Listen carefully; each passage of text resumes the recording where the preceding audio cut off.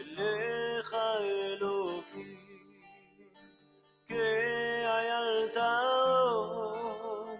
על אפיקי מים, כנפשי תאום, אליך אלוקים. צמא נפשי לאלוקים, צמא נפשי לאלוקים, לאלוהי.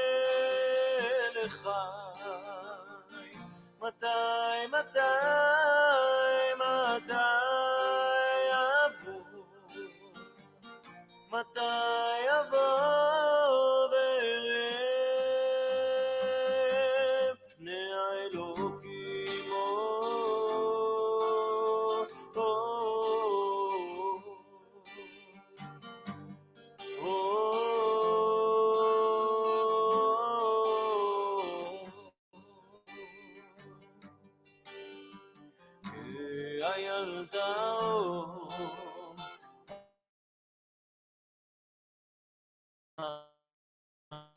כשיתאום אליך אלוקים, כילדה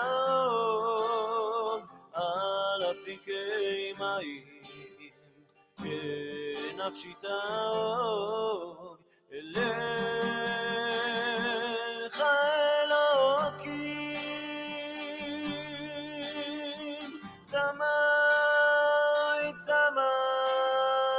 צמא נפשי לאלוקים, צמא נפשי לאלוקים, לאלוהי.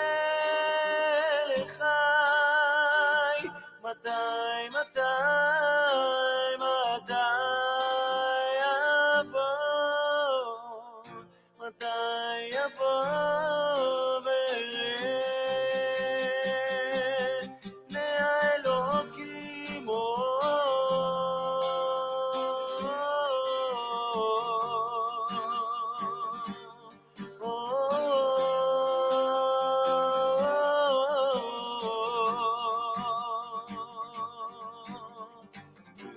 הילדה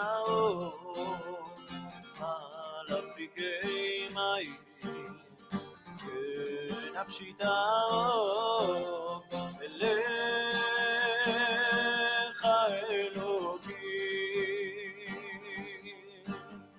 צמא נפשי לאלוקים, צמא נפשי לאלוקים, לאלוהי.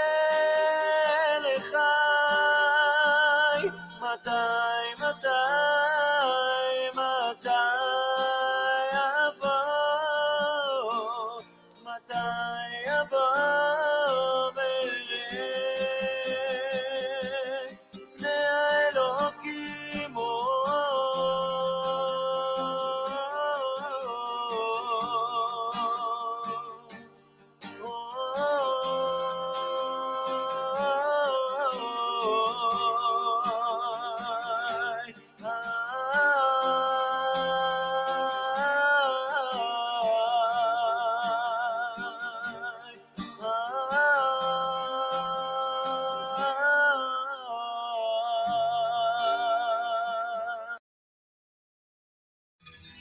הלוואי ומענן תרד עלינו קשת, הלוואי שלעולם הזה יש תקנה, הלוואי ויום יצמח מתוך סופה גועשת, הלוואי ולא תאבד לעד המתנה, הלוואי שהמדבר יצמיח עשב דשא, הלוואי ועוד נשב בצל התאנה, הלוואי שלא נכאב ואיש אחיו יאהב, הלוואי ויפתחו שוב שערי גן עדן, הלוואי ויתמזגו מזרח ומערב, הלוואי הלוואי ונחדש ימינו כאן כקדם. הלוואי ולא יישא עוד גוי אל גוי חרב. הלוואי ולא ננטוש את דרך התקווה. הלוואי והאדם יהיה רחום עד הערב. הלוואי שיש סיכוי אחד לאהבה. הלוואי שלא נכאב ואיש אחיו יאהב. הלוואי ויפתחו שוב שערי גן עדן. הלוואי ויתמזגו מזרח ומערב. הלוואי, הלוואי ונחדש ימינו כאן כקדם.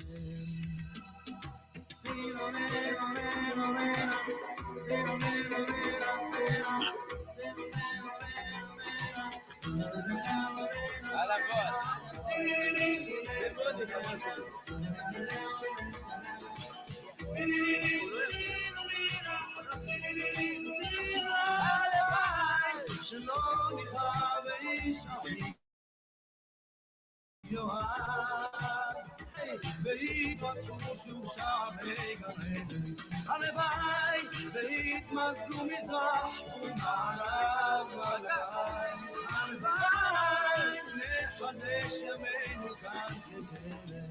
הלוואי שלא נכאב ואיש אחיו יאהב.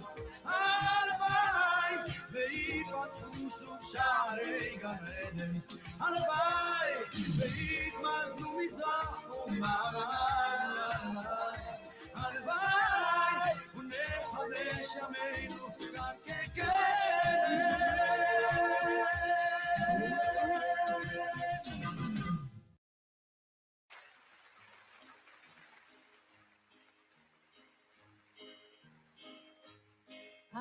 הללויה לעולם, הללויה ישירו כולם, במילה אחת תודה, הלב מלא בהמון תודה, והולם גם הוא איזה עולם נפלא. הללויה עם השיר, הללויה על יום שמאיר, הללויה על מה שהיה היה ומה שעוד לא היה. הללויה, הללויה לעולם, hallelujah, yashir. All right, everybody, welcome to this week's World Alliance of Qara'im Torah Study. I am Hakham Melech and Yaakov of the World Alliance of Qara'im, and this week we are doing the double parsha of Achrei Mot, Kedoshim. Let me just stop the music.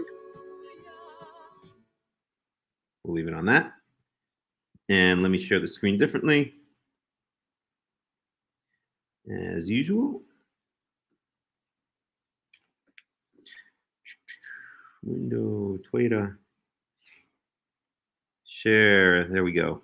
Okay, so we are, in theory, supposed to be starting in Leviticus 16, covering a bunch of really, really, really interesting stuff.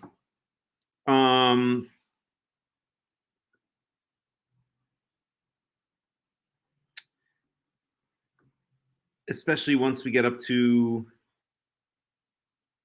well, it's all interesting, but 18 is usually a hit. And as I've said many times, really the stuff that most people, quite frankly, consider boring is not boring at all. If understood correctly, and when you study it, if you don't just read through it as if you're like in the synagogue in the Beit Knesset, and instead you try to chart it, categorize it, list it, it really is fascinating because it presents a very complex and consistent system, right? So that's what we've been trying to do as much as possible in the limited time we have. 3 hours a week is actually not a lot of time. And so that's what we're going to continue doing, right? So let me bring up this spreadsheet again. So we've been working on this spreadsheet over here. We can continue to work on it if need be. We've skipped some chapters just because we couldn't finish all of the parshas each time, but that's the way it goes. We accomplish what we can accomplish. Okay. So that being said, what I'd like to actually do is go back into Leviticus 15, the last chapter from last week's parsha, which we didn't get to, which I also find interesting. And I may actually skip 16 and 17 and go right into 18. Again, because there's only so much we can cover. So let's start, however, with Leviticus 16. Okay. And we're going to see, we were dealing with leprosy last week, what is usually translated as leprosy. We saw also that was a pretty poor definition. But chapters 13 and 14 deal with tzara'at, with leprosy, and it's very complex, and not even the commentaries, as is so often the case on these complex systems, are in agreement with each other, which is always a sign that there's a lot of discussion or a lot of dispute between what it means. Leviticus 15 is a bit more straightforward, and it also brings up some interesting points. So that's why I want to start there today, okay? Afterwards, before we go into Leviticus 18, I may jump over to the Haftarah, which I always say in the announcements, if we have time, we're going to do, and we rarely if ever do. So I'd like to jump over to Amos chapter 9, because Amos is really a fascinating book and unfortunately kind of underrepresented. People don't read it as much. They read, the big ones like Jeremiah, Isaiah, maybe sometimes Ezekiel. But Amos is also a fascinating prophet and not considered enough. So maybe we're going to do Leviticus 15, and we'll hop over to Amos, and then we may either brush through 16 and 17 very quickly, or just skip over them altogether and then go to Leviticus chapter 18, which is always a big winner, right? Always a high ratings winner. You'll see why. Okay, because it mentions all the vices, right? Okay, so that being said, any questions before we begin in Leviticus chapter 15? Anybody have any questions or comments about anything? No? The screen is right, the mute is off, everything's working the way it should be. Hold on, I just do one very, very quick thing. The screen won't wiggle around for me. Okay, and here we go. So we're going to be in Leviticus 15. We're dealing now again with things that cause people, men and women. In this case, we're going to be speaking about men, and then we're going to be speaking about women, including a woman's menstrual cycle. And we're going to see something very, very interesting. We're going to see how the rabbis added to the Torah. Okay, classic case of how the rabbis added to the Torah. But we're dealing again with what we were dealing with since chapter, what was it? Well, it doesn't matter. Since whatever chapter, for about 5 or 6 chapters now, things that cause people to become tameh, which is usually translated as impure or unclean. I like to translate it as icky or dirty, because that's really what it means. I think, honestly, one of the best translations for the word tameh, and if we can find it here, well, this is tumato, his impurity or his uncleanliness, his ickiness. Okay, the whole idea of tameh and tahor is usually presented as this kind of mystical, ununderstandable thing, but it's really not. It's really kind of it's kind of almost illogical. It's almost like saying this person has the cooties. If you remember growing up, right? When someone was you didn't want anything to do with them. I don't know. I can't remember why exactly. But you said someone had the cooties, right? Like something just like you didn't want to be in contact with them. I don't mean permanently, but I don't know. Maybe they had I don't know, snot dripping down their nose or something like that. Who knows? Okay. But it's this idea of like this ickiness. That's the only way I can explain it. Ickiness or having the cooties. That's really what this idea of tumah is, right? It's not caused. If you take excuse my French, but if you take dog crap and rub it all over your body, you don't enter a state of tumah. Okay, you don't enter a state of what's usually translated as uncleanliness or impurity. So if you roll around in the mud, you don't enter a state of impurity. But if you have a weird flow, like which we're going to talk about right now, out of your private area, right? Because maybe you have some kind of well, I guess they used to call them venereal, and now they call them sexually transmitted disease, right? And you're flowing out of you have some kind of pus coming out of your private area. That's gross, man, right? That's disgusting. That's icky. Sorry, I hope no one has it. But and if you do, get it checked out immediately, please. And there's something that it's not just dirty, it's like icky, right? You have the cooties, right? Like you just want people are just going to want to not have contact with you while you're in such a state, right? That's really the idea of uncleanliness. All the things that cause human beings, that cause people to enter into the state of tu'umah, of ickiness, are things like that. For instance, coming in contact with the carcass of an animal, okay, as we saw earlier, right? Or lifting the carcass of an animal, right? That's gross, man, right? If someone carried a dead whatever goat or sheep off of their property, then you don't want to touch them until they've had a shower or something like that, right? But if someone has dirt on their hand, you don't mind as much. It's not gross or icky, right? So tu'umah, which is usually again translated as impurity or uncleanliness, is really better translated as ickiness or grossness. Okay.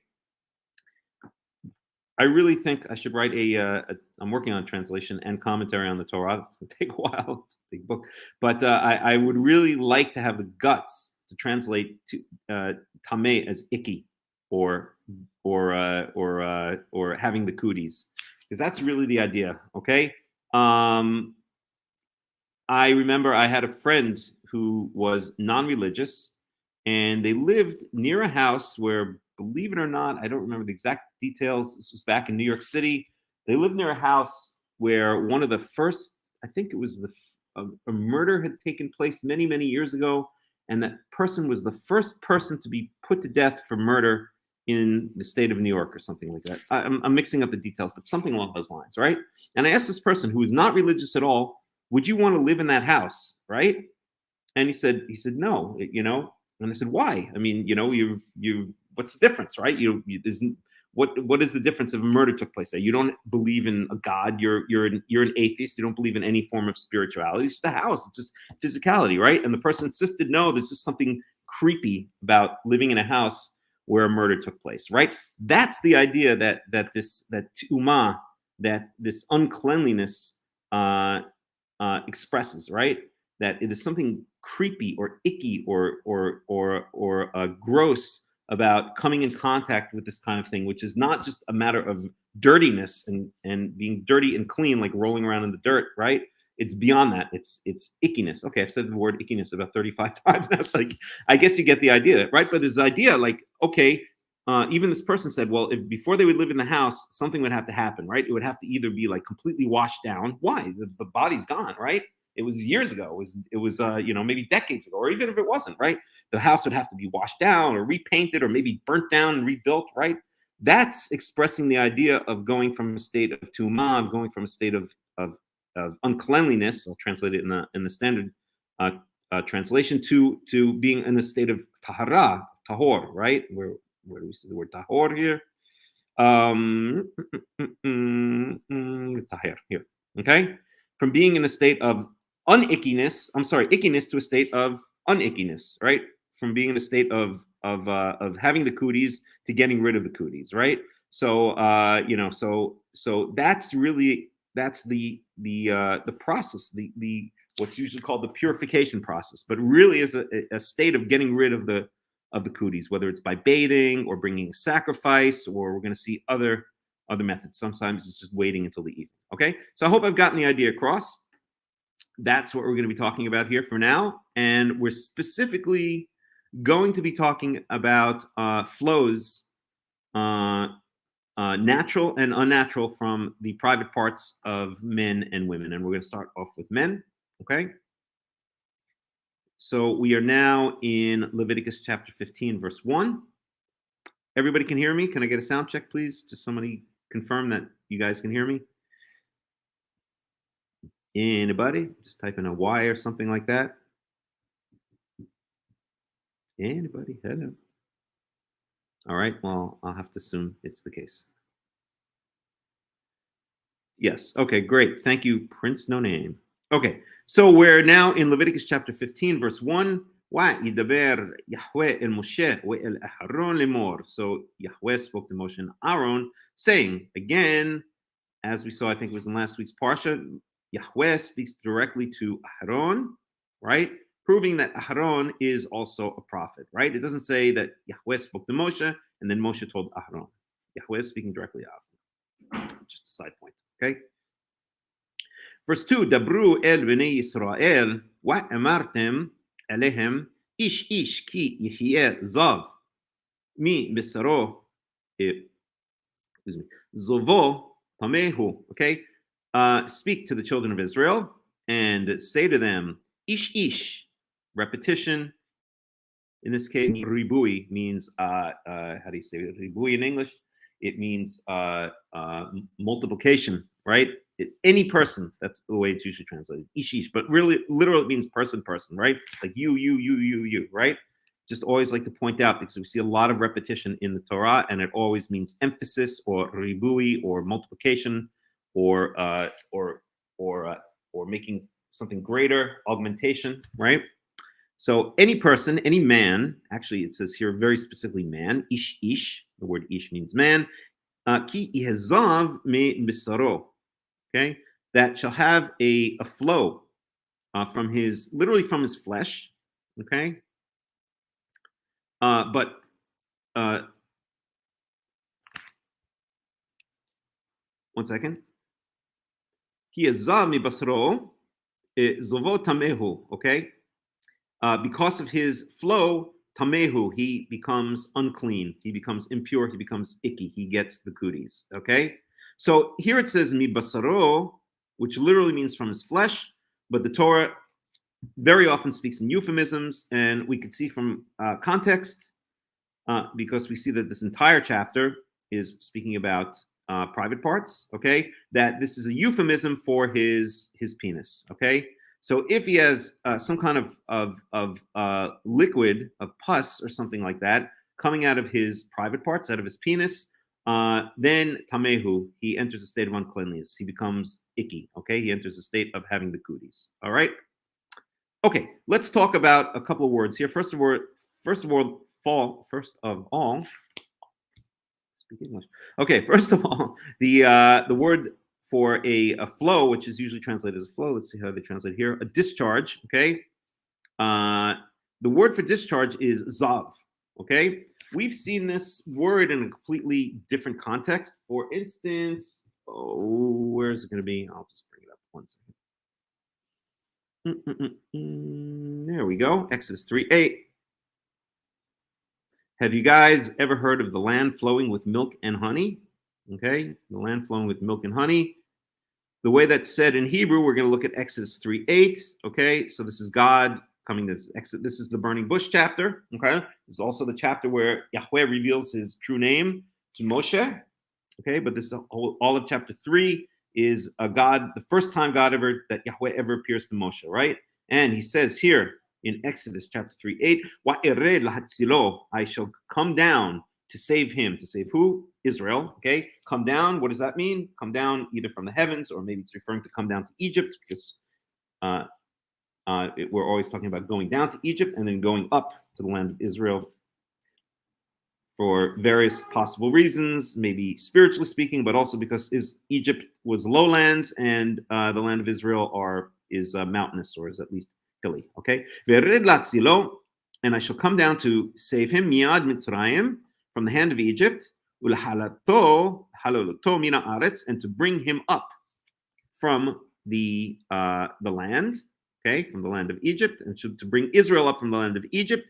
I'm sorry, to bring him, to bring Israel up from that land, el eretz tova, to a good land, urichava, and an expansive, a good and wide or expansive land, okay, el eretz zavat halav udavash, okay, to a land flowing with milk and honey, okay, el makom haKenani, hachitia, Amoria, Perisia, Hiuvi, Hayebusi, to the place of the Canaanites, blah blah blah, all those nations that we want to completely forget about, except to remember what not to be. And we'll talk about that in Leviticus chapter 18, as a matter of fact. Okay, so the land flowing with milk and honey is called eretz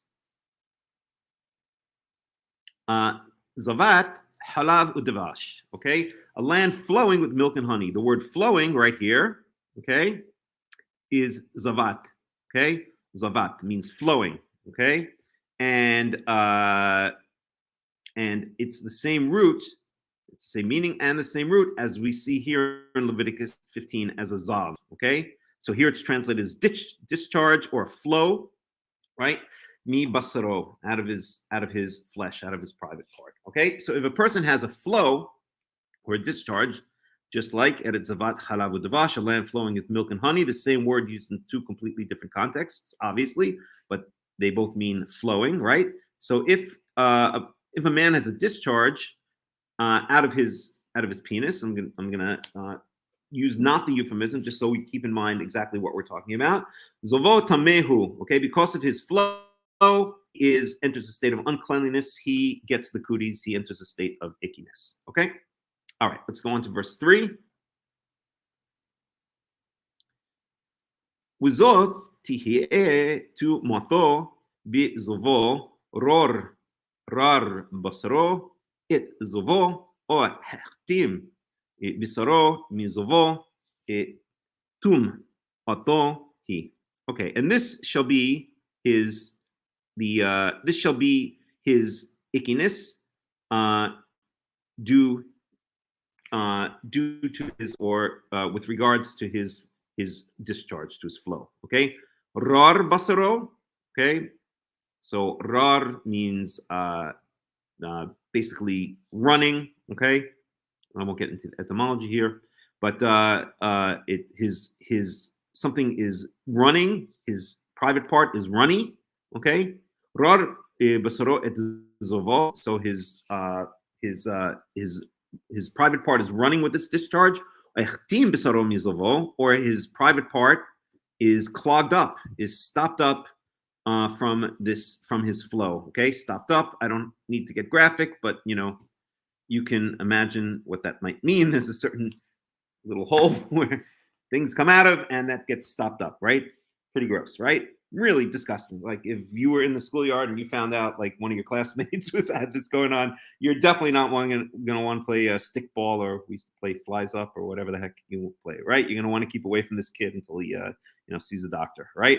So tumatohi, okay, it is his uncleanliness. In other words, he enters into a state of impurity, enters into a state of uncleanliness. Okay, so if there's some kind of weird discharge going on, either flowing, either runny, or stopping up the hole, then the person becomes tameh. The person becomes, I'm just going to go with the standard definition for now, becomes unclean. Okay, and okay, kol hamishkav asher yishkav olav hazav itma v'chol hakli asher yishev olav itma. Okay, so anything I'll just paraphrase and then we can translate word for word. Anything he lies down on and anything he sits on also becomes impure, okay? Becomes icky, okay? So you can imagine, right? Let's say someone has, something, right?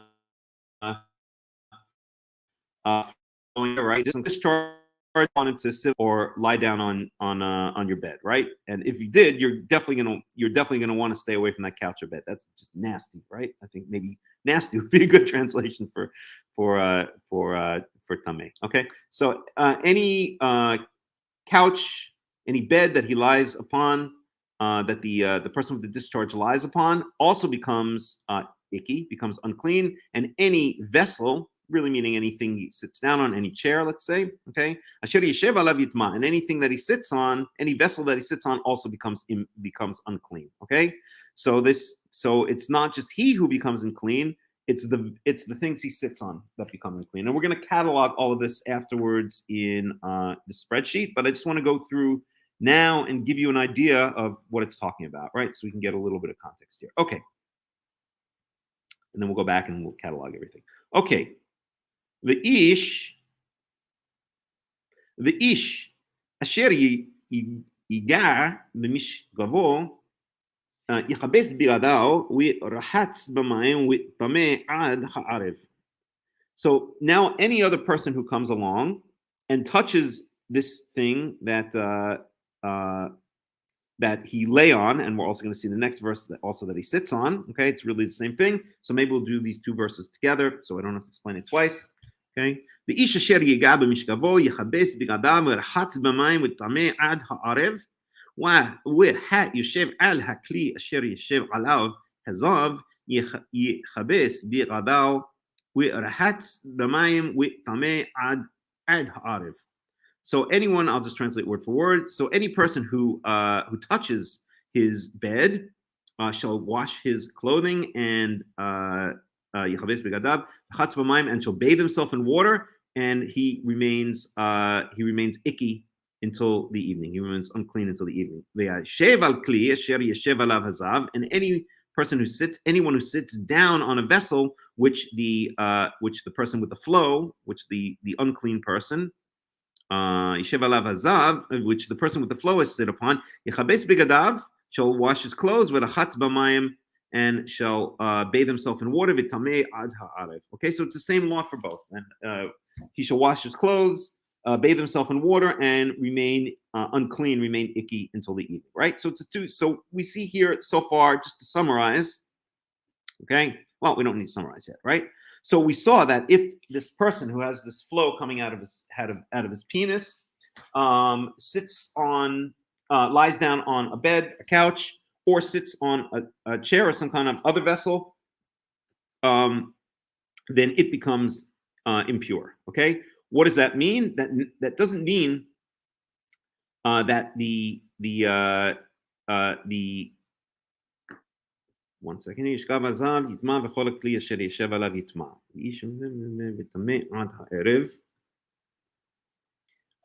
Right. So if that thing becomes impure, okay, if that couch or if that chair or vessel in which he sits on is touched by him, it becomes also impure. And now if another person comes along and touches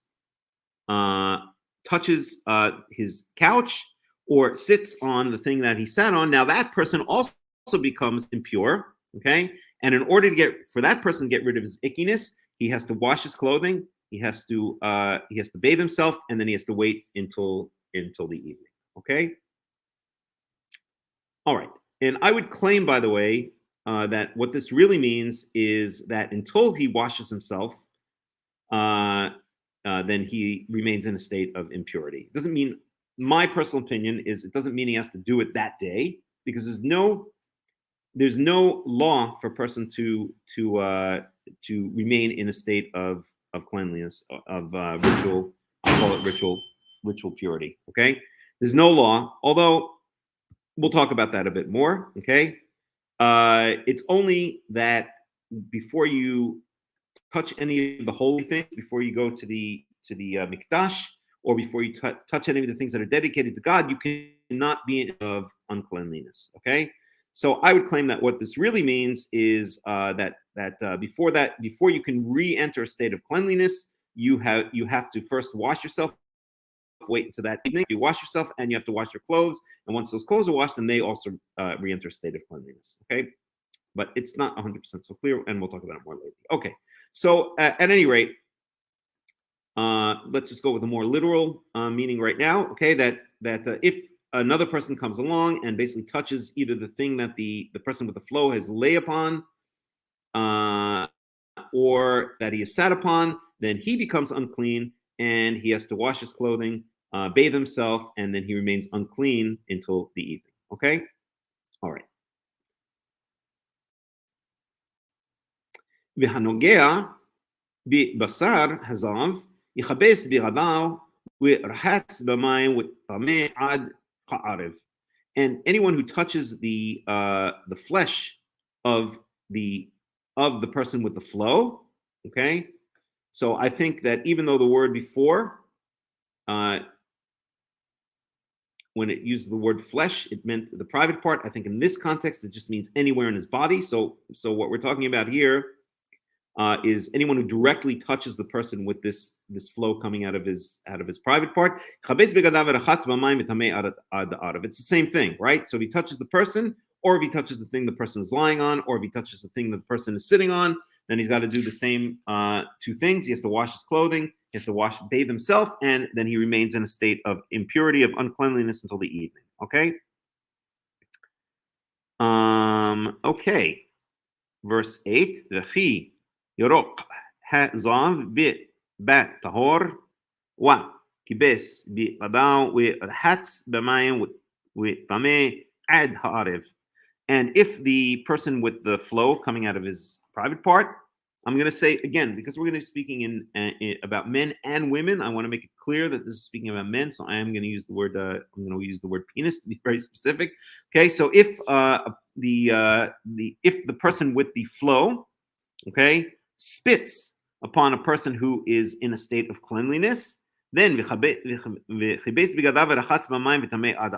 the same thing. Then that person who got spit upon by the person with the flow coming out of his private part has to again wash his clothing, bathe himself, and he remains in a state of uncleanliness until the evening. Okay.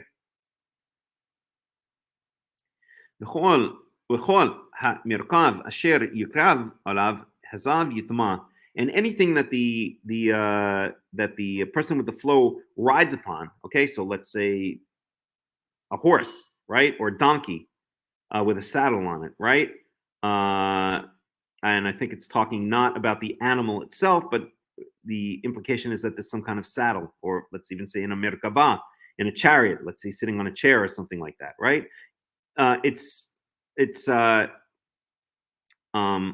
It's again something that he's sitting on, but here it literally means okay, and any hamirkav, the riding thing. Let's see how they translate here. Saddle. There we go. Okay, any saddle that he rides upon, that the person with the flow, that the man with the flow rides upon, also becomes impure, right? So it's like the chair, or like the bed, or like the couch. Okay. בכל אשר יהיה תחתיו יטמע עד ערב והנושא אותם יכבס בגדיו ורחץ במים וטמא עד הערב. Okay, so let me translate. This is verse 10. And anyone who touches anything אשר יהיה תחתיו, that is underneath him, right? So if the person again is riding on a donkey and there's a saddle underneath it, and then someone comes across, someone approaches him and touches the saddle, now that person also enters a state of uncleanliness, just as if he would have touched the thing he was sitting upon or the thing he was lying upon, right? So if he sits upon something, if he lies upon something, or if he's riding upon something, which is basically the same as sitting upon it, right? Those three things so far, then those items become impure, and then if someone else comes along and touches them, then he becomes impure in order or unclean, and in order to get from the state of uncleanliness back into a state of cleanliness, he's got to do these two things again, which is wash his clothing and bathe himself in water, and then wait until the sunset. Okay, and he's unclean until the evening. Okay, that's verse 10. Okay, v'chol asher yira bo hazav וידיו לא שטף במים וכיבס בגדיו ורחץ במים וטמא עד הערב.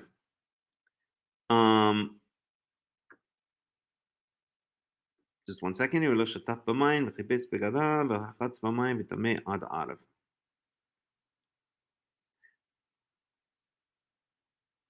One second. בכל אשר ייגע בו הזהב ידיו לא שטף במים וכיבס בגדיו ורחץ במים. Okay, so let's translate literally. So בכל אשר ייגע בו הזהב. So anything that this person this man with the flow out of his private part touches, Okay, v'yadav lo shataf b'mayim, and he has not washed his hands in water. V'chibes b'gadav v'rachatz b'mayim v'tamei ad ha'arev. So I want to get a little bit of commentary on this, okay?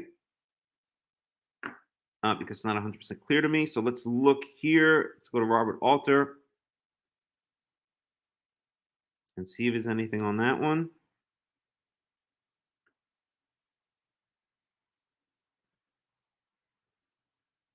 So he translates that as anyone. Okay, that makes more sense. 1 second, let me go back to Hebrew. Okay, all right, now that makes more sense. That's one way to get out of it. Let me look at, and I'll explain in a second. So this is verse 11. And this is Everett Fox. So he also does the same thing. Anyone whom, the one with the flow, and he translates it Zav as one with the flow, or the one with the flow. Hazav, the one with the flow, touches, not having rinsed his hands in water, is to scrub his garments. Okay, fine. Well, I think that would have to be the consensus then. Okay, so going back to here, Nechol, okay, so it's not anything, but specifically anyone, and now it makes more sense. Okay, so anyone, Asher, Yigabo Hazav, okay, so anyone whom the person with the flow, the man with the flow touches, Yadav lo shataf b'mayim, if he has not washed his hands in water, meaning the person with the flow has not first washed his hands, okay? Then that person that he touched, also the same thing, has to wash his clothes, has to bathe himself, and he remains in a state of uncleanliness until the sunset, until the evening. Okay. So that kind of covers it. Well, we have one more, verse 12. V'chli cheres asher yigabo hazav ishaber v'chol kli etz ishatef b'mayim. So any vessel made out of cheres is pottery. So any pottery vessel, earthenware. Kli cheres, I guess, would be best translated as earthenware. So any earthenware, asher yigabo hazav, which the person with the flow touches, ishaber, shall be shattered, shall be broken. Okay. And we'll talk about why perhaps in a second. And any vessel made out of wood, okay, shall be washed, must be washed in water. Okay, so if he touches an earthenware vessel, right, a clay vessel, then it has to be broken. Okay, and I think the implication here is that the clay vessel is porous, right? So there's no way to get out this impurity. It kind of like seeps in a certain sense, and therefore the vessel must be permanently broken. Okay, if it's wood, then ostensibly, if it's sanded down, then it's not really porous, or maybe it's stained or something like that.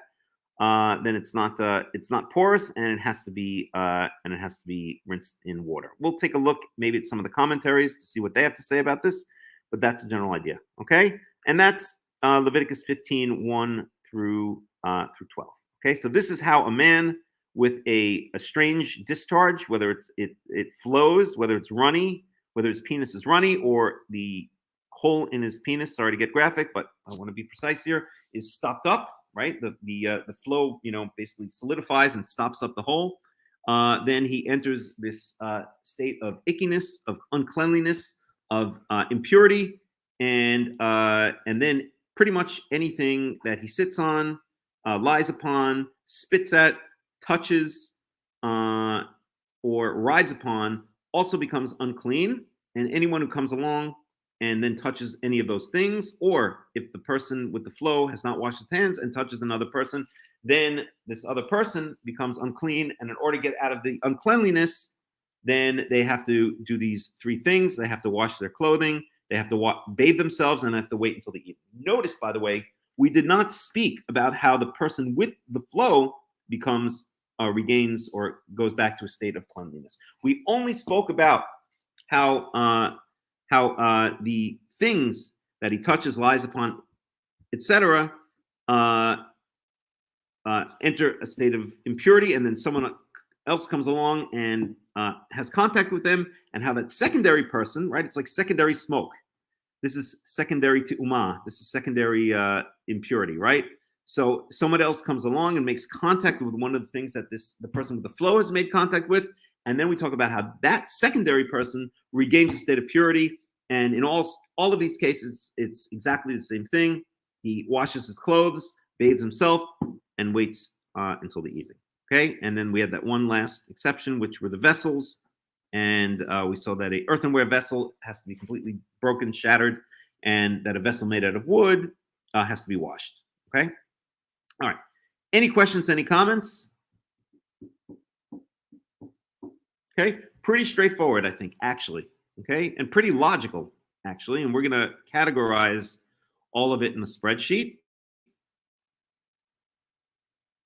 Okay. So before I go on, any questions, any comments? No? Okay, then let's look at some commentary, and then we'll try to categorize. All right, so we'll go to our good old friend Robert Alter. Okay, and we'll just go right down to, well, I'll just read the English translation here. And the Lord spoke to Moses and to Aaron, saying, speak to the Israelites, and you shall say to them, should any man have a flux from his member, he is unclean. And this shall be his uncleanliness in his flux. Oops. His member running with its flux, or his member stopped up with its flux. This is his uncleanliness. Let's look at the commentary here. So verse 2, so from his member, the primary meaning of the noun basar is flesh. In the preceding chapter, it was used as a synekdoshe for body. Here it is an obvious euphemism for the sexual organ. Verse 3, running with its flux, or stopped up with its flux.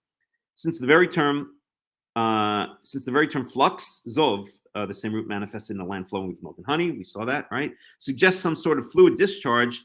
There's a need to stipulate that this category of ailment also includes cases in which the discharge is scanty, slow, and viscous, stopped up. Okay. So any bedding.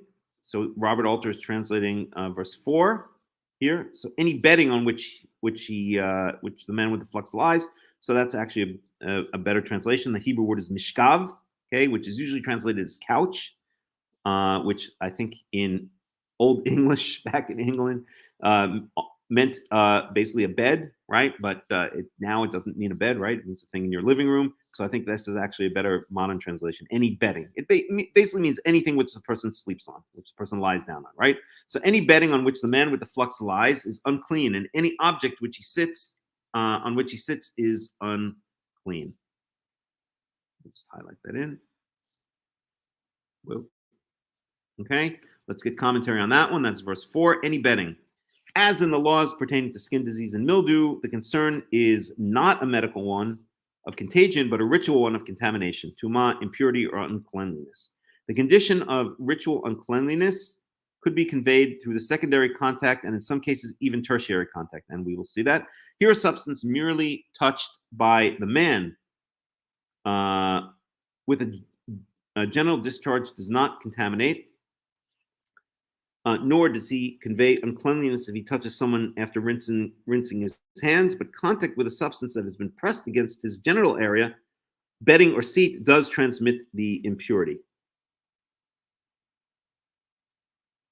Okay, so that's a good point, right? So we saw basically the three types of things: that he lies on it, he sits on it, or he rides on it like a saddle, right? And I think Robert Alter is making an important and excellent point here, that in all three of those cases, sitting on it, riding on it, lying on it, that it's going to be touched by his genital area, right? And so it becomes unclean. But if he just touches, right? So here, a substance merely touched by the man with a genital discharge does not contaminate, right? So let's say he just touches a saddle, or touches a seat, or touches anything, okay? That does not pass on. Then if someone else comes along and touches it, then that secondary person does not enter a state of uncleanliness. But if he sits on it, or lies on it, or rides on it, then it does, right? Because it comes in direct contact or near direct contact with the primary persons, the person with the flow, with his private area. Okay. Nor does he convey uncleanliness if he touches someone after rinsing his hands. but contact with a substance that has been pressed against his general area, bedding, or seat does transmit the impurity. Okay? In all of this, the overriding preoccupation of the priestly writers is to protect the ritual purity of their special domain. And this is very important, right? All of this idea of entering a state of uncleanliness is that when you are in a state of uncleanliness, and if you're in a state of uncleanliness and you come in contact with any of the sancta, right? Any of the holy things, the mikdash, or the sanctified foods, the dedicated foods, or anything dedicated to God, then that is a very bad thing. Okay, that is that requires basically a special cleansing, which is done. We see in Leviticus chapter 16. I'm sorry, Numbers chapter 16. That is really the essence of what Yom Kippurim, Yom Kippur, is all about. Okay, but as Robert Alter says here, is to protect the ritual purity of their special domain of the sanctuary by instituting the system of sequestering an ablution in order to prevent the spread of the contamination. Okay, in the pagan world, such contamination was imagined to be imparted by demonic forces. Milgram is certainly right in noting that the monotheistic perspective of Leviticus precludes the notion of the demonic from the conception of impurity. His conclusion, however, that the opposing forces of life and death manifested in purity and impurity are the consequences of man's moral actions is apologetic, for it is clear that certain pathological conditions not presented here as punishment for sin, and even certain normal physiological processes were thought to be intrinsic sources of impurity. Okay, so he's going against something that Milgram says. We're not going to get into that. Okay. Verse 5. So let's get the translation here for verse 5. Okay. And a man who touches his bedding shall launder his garments and bathe in water and shall be unclean until the evening. And so Robert Alter says the Hebrew verb hatz can simply mean to wash, but in these laws it is evident that the whole body is to be immersed. Okay. That was verse 5. Verse 6. And he who sits on an object that the man with flux has sat on shall launder his garments and bathe in water and shall be unclean until the evening. Okay, we saw that. And he who touches the body of the man with the flux shall launder his garments and bathe in water and shall be unclean until the evening. And let's get some commentary on that one. Again, the noun used means flesh, but the case of touching the person's genitals is an unlikely one, so the term should be construed here as a synecdoche for the body.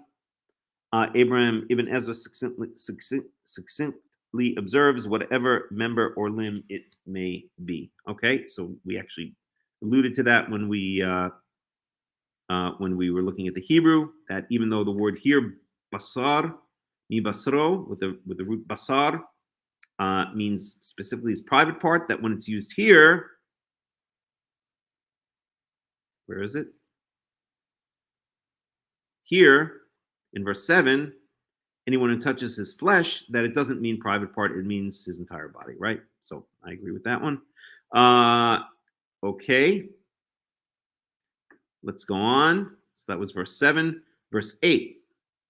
And should a man with flux spit upon a clean person, he shall launder his garments and bathe in water and shall be unclean until the evening. We spoke about that.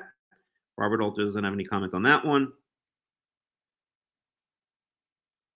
And any saddle upon which the man with the flux rides shall be unclean. Okay, the Hebrew Merkav refers to anything a person mounted on an animal would sit, and so includes saddlecloths, pillows, and the like. Okay, fair enough. Verse 10.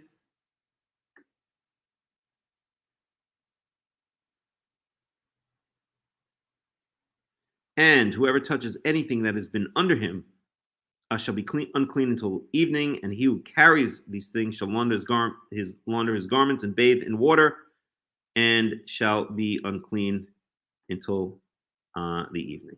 Okay. So Robert Alter has to say about that one. The Hebrew says rather tersely bem, referring to anything that would have been under the mounted person. Okay, we saw that in the Hebrew already. All right, verse 11.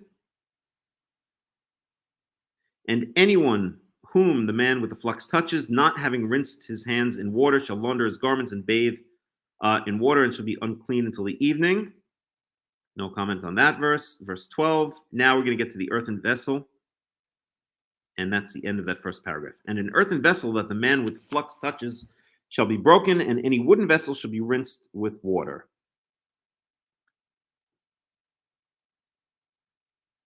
Milgram suggests that the earthen vessel is to be broken because such implements were cheap, whereas the more costly carved wooden vessel was to be rescued for continued use through rinsing. Okay, interesting idea. Let's look at Ibn Ezra on that one. So this is Leviticus chapter 15, verse 12. And we could look at a couple of... No, so Ibn Ezra actually doesn't have anything on that particular verse.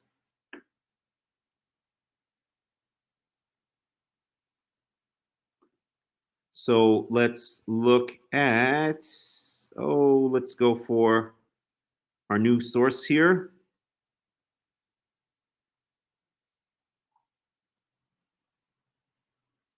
And there's no commentary on that particular verse either. But we can read a little bit of this.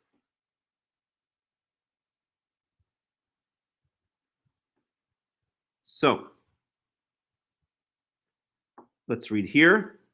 Okay, so this is our the heck is it called again? The world cultures commentary, right? It's supposed to give us cultural context. Okay, I think it's called the world cultures or something like that. Hope it's a good one. I've been using it. It's pretty decent.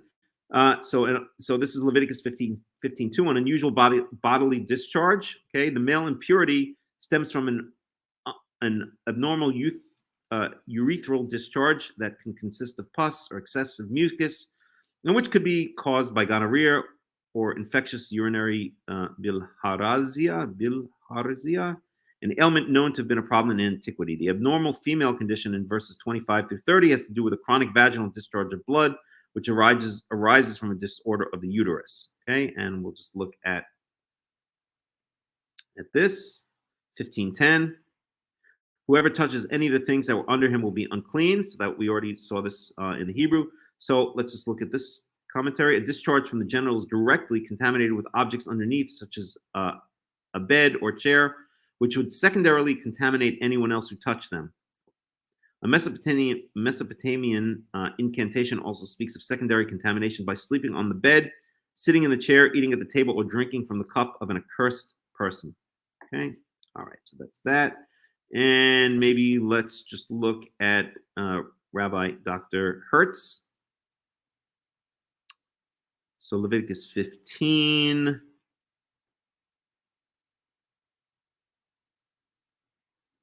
Let's see where we are.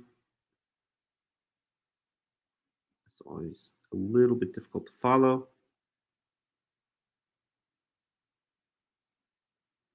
No, we're not even close here. Hold on a second. Leviticus 15, Leviticus 15. One second. So I have to go this way. No, I have to go this way. The way this is set up is a bit confusing. Okay, so there's 15. And we'll just read what Rabbi Dr. Hertz has to say about this.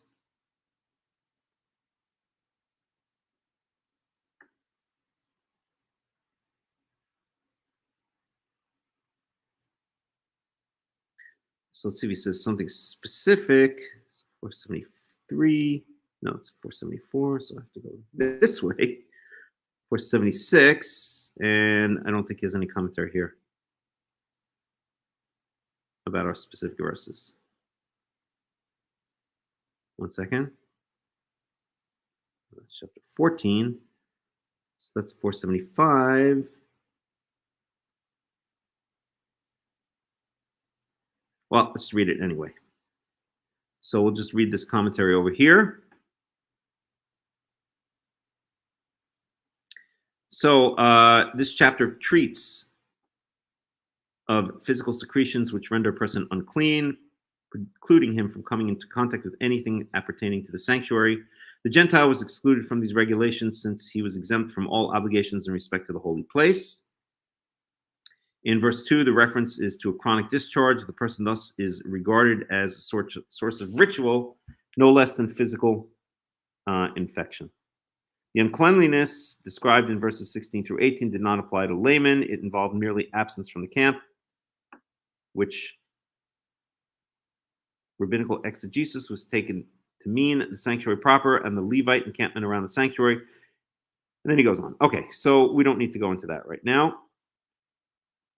Let me get rid of this for a second. And so this is 475, this is 474, this is 477, this is 476. It's arranged in a very strange way.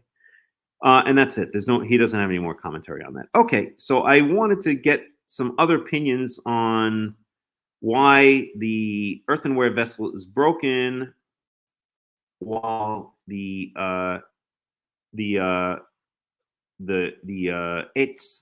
vessel made of wood is just washed, and we haven't found anything so far except for Robert Alter quoting Milgram, Jacob Milgram, who we have over here, but it's very long in detail. We're not going to get into it. Saying that the earthenware vessels were cheaper than the wooden vessels, and so it was okay to just break them, whereas with the wooden vessels, they should be washed. I don't think that's the reason. So let me look at some. I'm not even going to waste my time on Rashi because he's completely useless except for a good laugh every once in a while. Let's look at some of these commentaries here.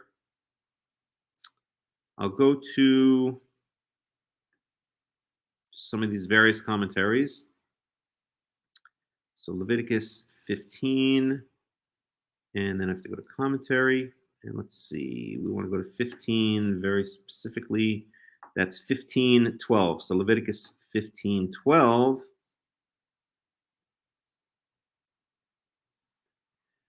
Okay, so Ellicott's commentary for English readers. A lot of these are Christian commentaries, but it doesn't matter here really. For the reason why vessels of porous clay must be destroyed when contaminated by defilement, see Leviticus 6:12, 6:28, and Leviticus 11:33. This, however, is the only instance where an earthen vessel touched on the outside was defiled, thus again showing the intense loathing with which the guilt of this kind of infirmity was regarded. Every vessel of wood shall be rinsed in water, as these kinds of vessels were both more expensive, that's what Milgram said, right, and more difficult to restore. The law, which so frequently takes into consideration the circumstances of people, mercifully spares the more costly utensils. They are to undergo the same baptism as human beings. The administrator, and by the way, baptism just means bathe, that it's washed. It doesn't mean baptism in the Christian concept text. The administrators of the law during the Second Temple took the expression wood in a more generic sense as denoting more enduring material than clay.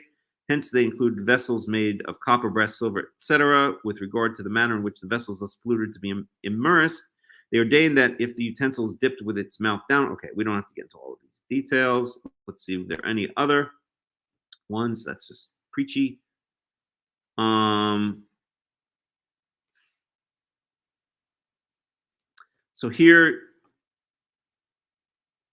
So here he refers to what I was thinking and what I've heard in other places, and which makes sense to me. The earthenware vessel that he toucheth, which has the issue, shall be broken. It is thought that the pottery of the Israelites, like the earthenware jars in which the Egyptians kept their water, was unglazed and consequently porous, and that it was its porousness which, rendering it extremely liable to imbibe small particles of impure matter, was the reason why the vessel touched by an unclean person was ordered to be broken. Okay?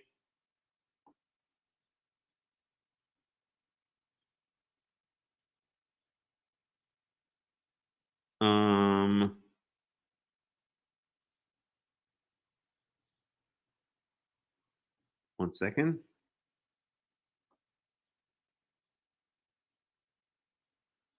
Okay.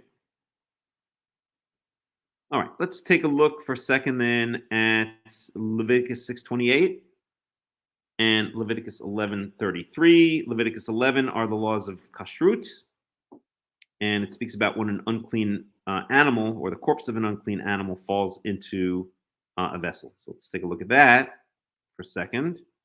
So that is 11:33.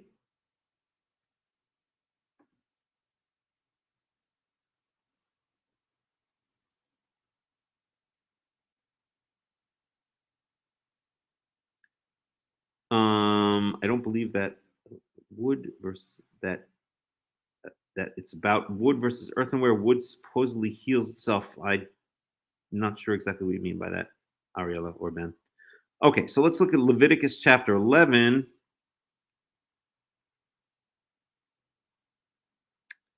And specifically, it's verse 1133. I'll just look at it in the English for a second, then we can switch over to the Hebrew if we need to. So Leviticus 1133.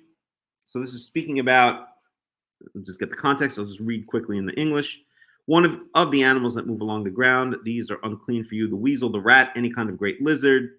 And these are the romsim, okay, the ones that romes, that are crawl on the ground.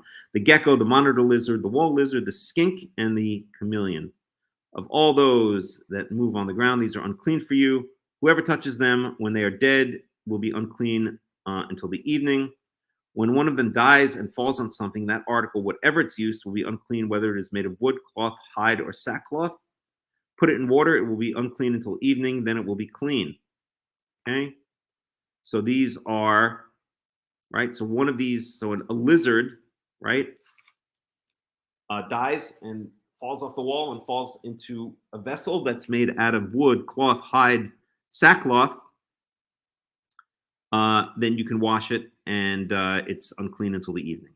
Okay, and then it becomes clean. However, if one of them falls into a clay pot, so again, we basically have a distinction here between clay and everything else, right? In the case of wood, cloth, hide, sackcloth, and ostensibly that would include other substances, such as, let's say, bronze or silver or even gold, or maybe those don't even become unclean because they're so unporous. Okay, but at any rate, there's a clear distinction between clay, earthenware, and other substances. So if a dead lizard falls into an article made of wood, cloth, hide, or sackcloth, then it can be washed, and when the sun sets, it regains its state of cleanliness. If one of them falls into a clay pot, everything in it will be unclean, and you must break the pot. Right? So it's similar law. Right here in Leviticus 11:33, a dead lizard. I'm just using a lizard as an example. Falls into a clay pot, must be broken. Here in Leviticus 15:12. A person with an unnatural discharge out of his penis touches an earthenware vessel, and it must be broken. Okay. However, if it's a wooden vessel, it can be washed. It's basically exactly the same law, right? Dead lizard falls into a clay pot, pot has to be broken. Okay. A person with a discharge, a man with a discharge, touches a clay pot, it must be broken. A person or a lizard falls into a wooden, cloth, hide, or sackcloth pot, or maybe other substances as well, it can be washed and it remains unclean until the evening. A man with an unnatural discharge from his penis touches a vessel of wood, and I would say, again, by extension, I think it was Robert Alter, one of the other commentators, that mentioned it, cloth, hide, or sackcloth, basically anything that's not earthenware. Okay, then the same deal. Okay, it has to be washed in water. And again, I think you can make a case here that it remains unclean until the evening, or maybe it immediately becomes clean. I would say better safe than sorry, remains unclean until the evening, right? So there's distinction in Leviticus 11 between earthenware, between clay, and between vessels made of other substances, vessels made of clay and vessels made of other substances, regarding a dead romes, a dead unkosher, creepy, crawly animal, okay? In the case of Leviticus 15, there's a distinction made between plecheres, an earthenware vessel, and a wooden vessel, that which is not an earthenware vessel. Again, the earthenware vessel has to be destroyed, literally shattered, broken to bits, and you could just picture almost having fun, right? Getting smashed on the floor, right? Like the Greeks. I guess we become Greeks for a day. Everybody is Greek, right? Wasn't that from my big fat Greek wedding? So at any rate, v'chli eitz yishatef b'mayim, and any other vessel that's made out of any other substances, again, is rinsed in water. Okay, so we have that similarity. We can also look again at Leviticus 6:28. Let's take a look at Leviticus 6:28. I think Linus. He looks Greek. 628.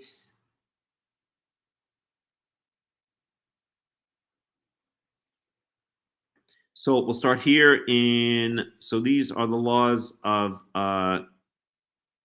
detailed laws of the sin offering, okay? So Yahweh said to Moses, say to Aaron and his sons, these are the regulations for the sin offering. The sin offering is to be slaughtered before Yahweh in the place the burnt offering is slaughtered. It is most holy. The priest who offers it shall eat it. It is to be eaten in the sanctuary area in the courtyard of the tent of meeting. Okay, verse 27. Whatever touches any of the flesh will become holy. And if any of the blood is spattered on a garment, you must wash it in the sanctuary area.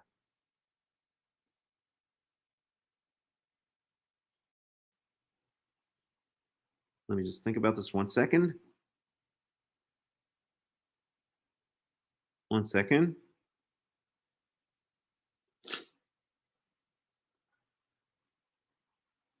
Okay. So this sin offering, the meat of the sin offering, if it's cooked in a clay pot, it must be broken. But if it's cooked in a bronze pot, the pot is to be scoured and rinsed with water.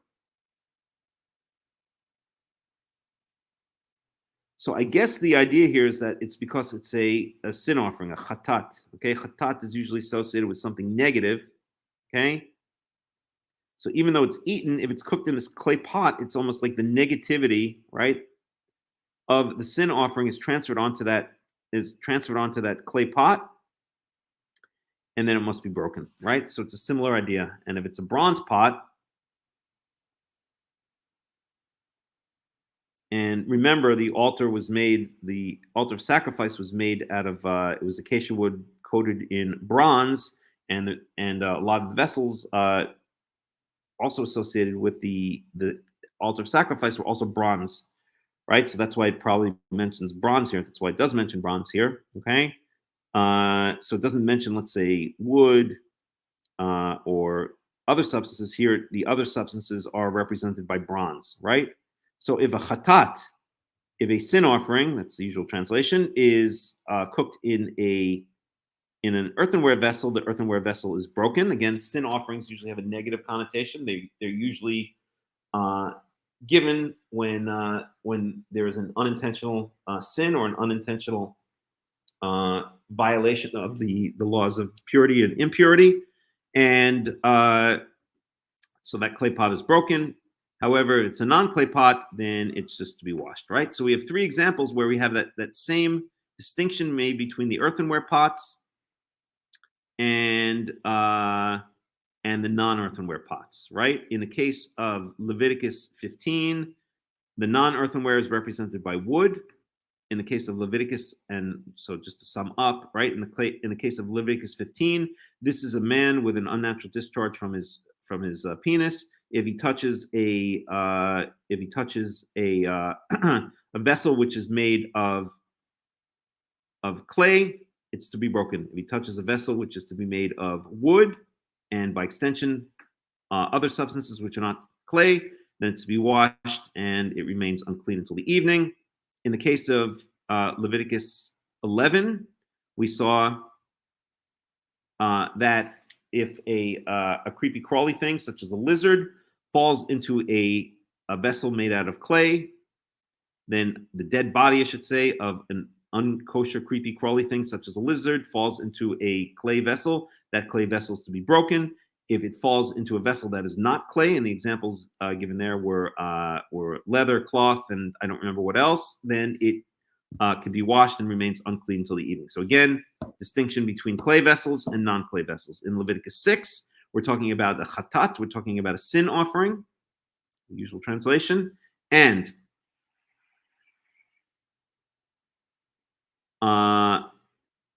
if the sin offering, which part of which is to be eaten by the priest, if it's cooked in a clay pot, and the sin offering, again, like the dead lizard and like the man with the unnatural flow out of his private part, the sin offering has a negative connotation. So if this negative connotation sin offering is cooked in a clay pot, then that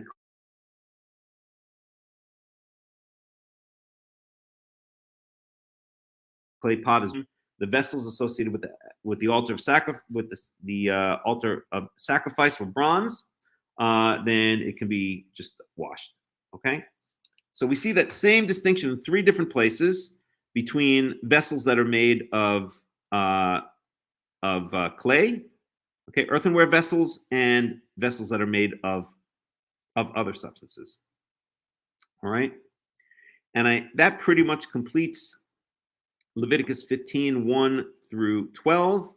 Okay, it's, I think, very straightforward, very logical, and unfortunately, as I always say, the rabbis have really done a number on this, right? They make it so, I don't know, illogical, and they make it so mystical, and that's not what it's about at all. Okay, it's an idea of ickiness, of getting the cooties, and how one cleanses themselves from the stickiness from these cooties. Okay, all right, let's sum all of this up that we learned in our spreadsheet, and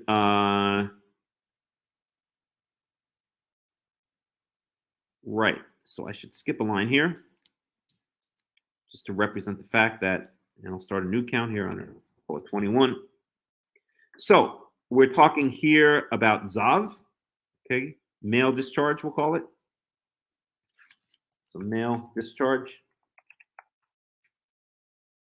Okay, and we have, let me just freeze these 2 lines. Format, where did that go? View, freeze, 2 rows. Okay, so we're going to start here in Leviticus 15. Ish ish ki yazam yebasaro zavot tamehu.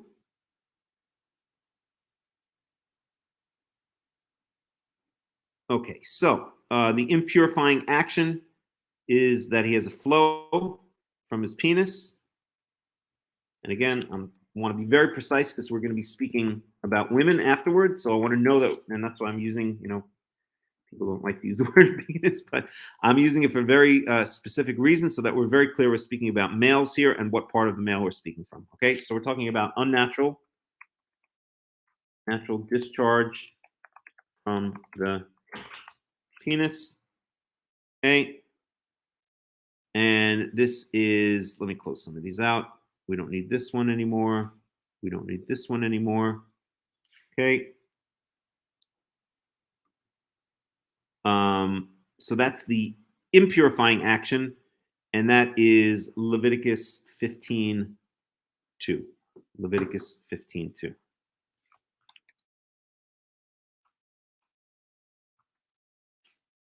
Okay. The purifying action we have not gotten to yet, right? The purifying action, that's going to be the next chapter.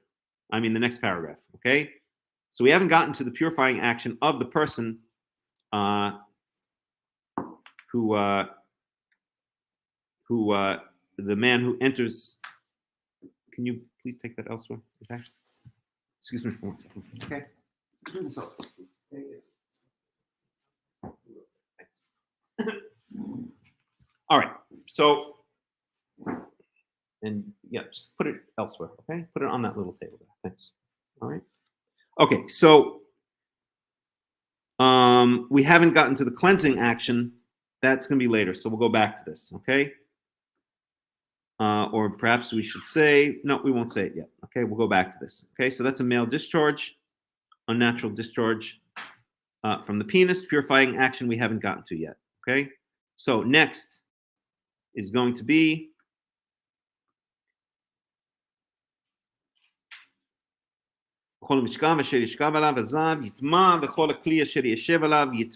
okay,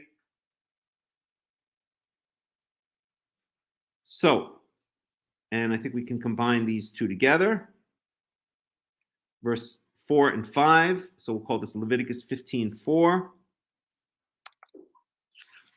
Leviticus 15:4.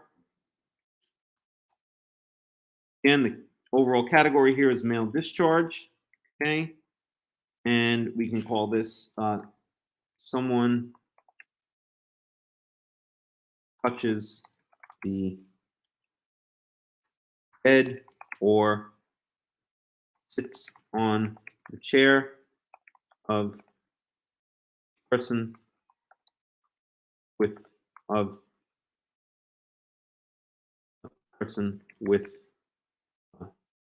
I should say specifically, a man with an unnatural discharge. Okay?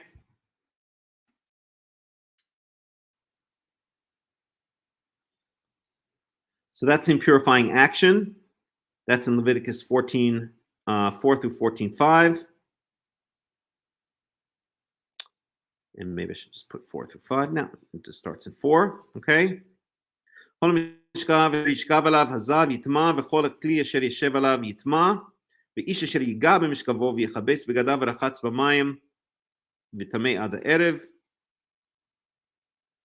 So it's someone who ייגע במשכבו, someone who touches his bed or sits on his chair.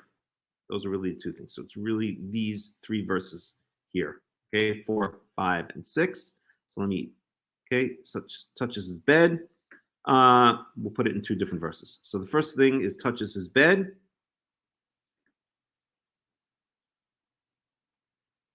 Let me just say touches his bed. So I think it's clear.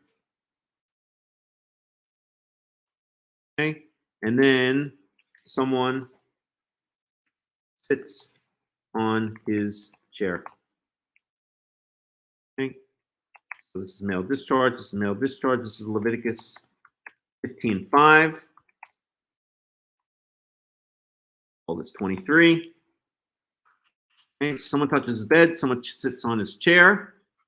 Then the purifying action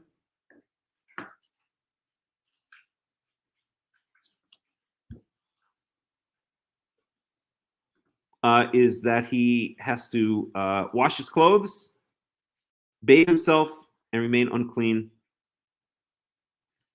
So he washes his clothes, bathe himself, him or herself, and remain unclean until. Okay. Just say bathe.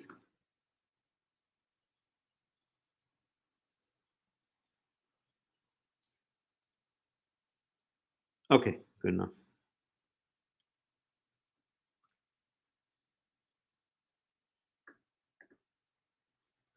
Wash clothes. Let's say it, wash clothes and bathe. And remains unclean until the evening. Okay, good enough. Same thing here. Okay, wash clothes and bathe and remains unclean until the evening. Okay?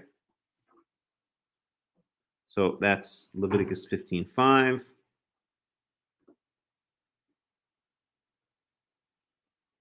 And Leviticus 15:6. Okay. Okay. And then we have Leviticus 15:7. So Leviticus 15:7, male discharge. Okay. Someone touches his body. Again, we're talking about, of course, the person who had the unnatural discharge from his penis. So this is Leviticus 15:7.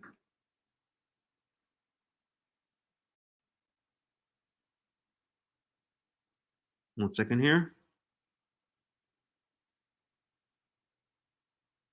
Wait, 1 second. I just want to make sure the verse is right. כל המשכב אשר ישכב עליו הזב יטמע וכל הכלי אשר ישב עליו יטמע ואיש אשר ייגע במשכבו יכבס. So this is really Leviticus 15:5 here. So this is Leviticus 15:5 and this is Leviticus 15:6. Be more precise. Okay.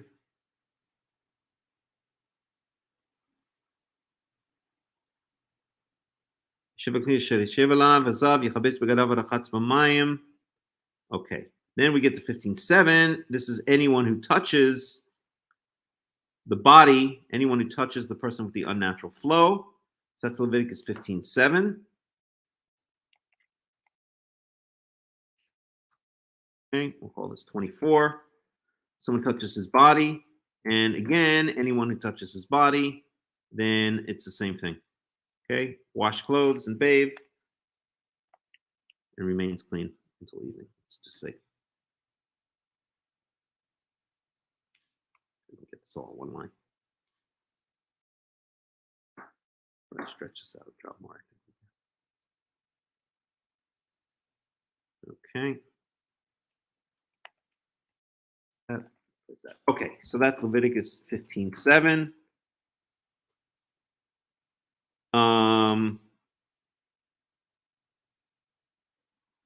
Now this is someone who the Zav has spit upon, so that's Leviticus 15:8.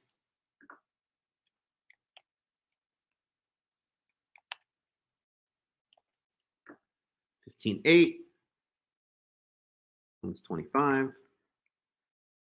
Okay, someone is spat upon by him, and it's the same thing. Wash clothes and bathe, remain unclean until the evening.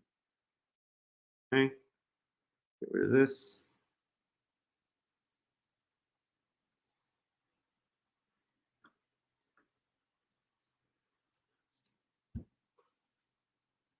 And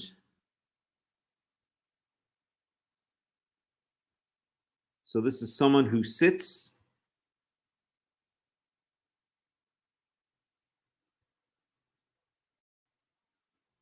who either sits on his saddle, sits or carries his saddle, okay?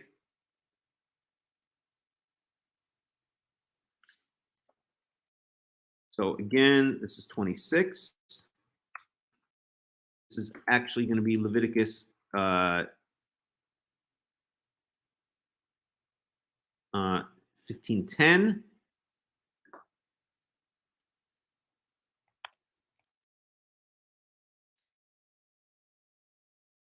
Male discharge. Okay. Someone sat upon or carried his saddle. And I think the his is clear. The his is the unnatural discharge. So let me just say here, man has an unnatural discharge, penis. Someone touches his bed. Someone sits on his chair. Someone touches his body. Someone is spat upon on him, by him. Someone sits upon or carries. Let's be consistent with our tenses. Sits upon or carries. Saddle, again, same thing. Wash clothes and bathe, remain unclean until the evening. So that is Leviticus 15:10.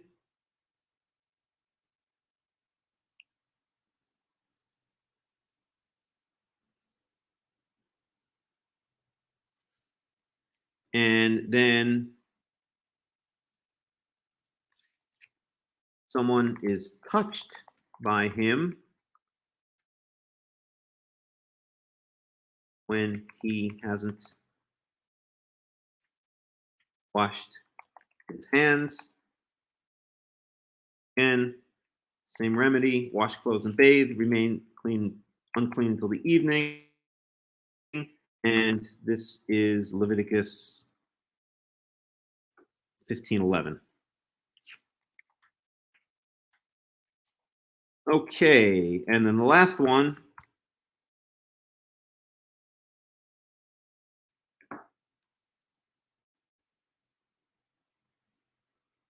is the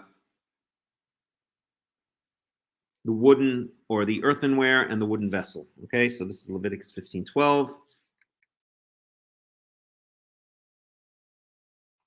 15:12, male discharge.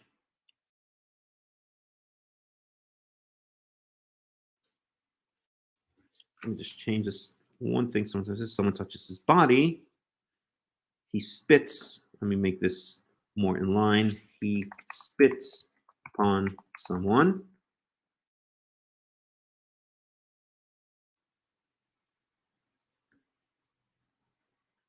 He touches someone without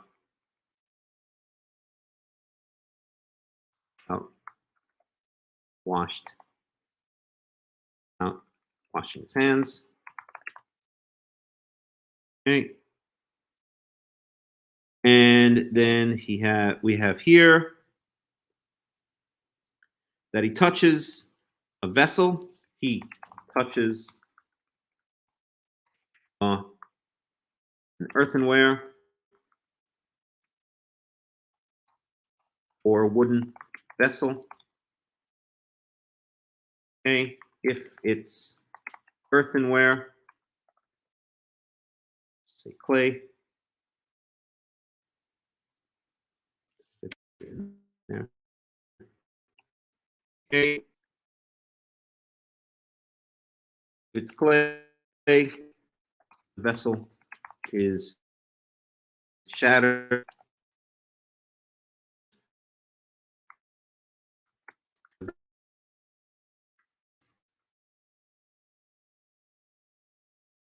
It's okay. So that's it. That sums everything up from Leviticus chapter 15. First paragraph. Officially paragraph. Okay, so the first basically Leviticus through 12, right? Do this. Give this a background.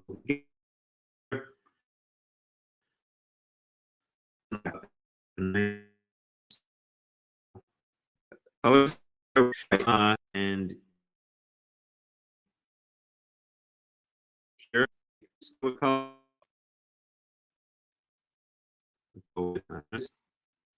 like these particular color. Child sweet purple. Things with these, or as it's translated often as leprosy. So how about, I don't know, make it this color. No, it's too similar to the other one. We'll make it, I don't know. How about this color? Good enough. Okay, so that kind of sums a lot of things up, right? It's not comprehensive because we didn't go through all of the various verses, but it kind of sums a lot of the stuff up. All right, so that brings us to the end of Leviticus 15:12. Okay, now, and this just shows how logical it all is, right? So this is speaking about what makes the man enter a state of uncleanliness, and that's an unnatural flow from his private part.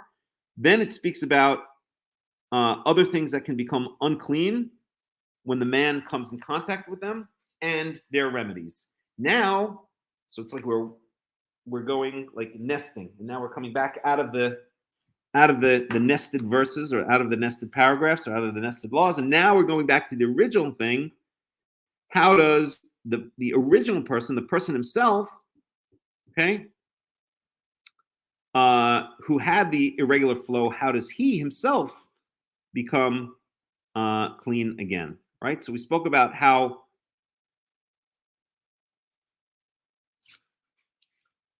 see below.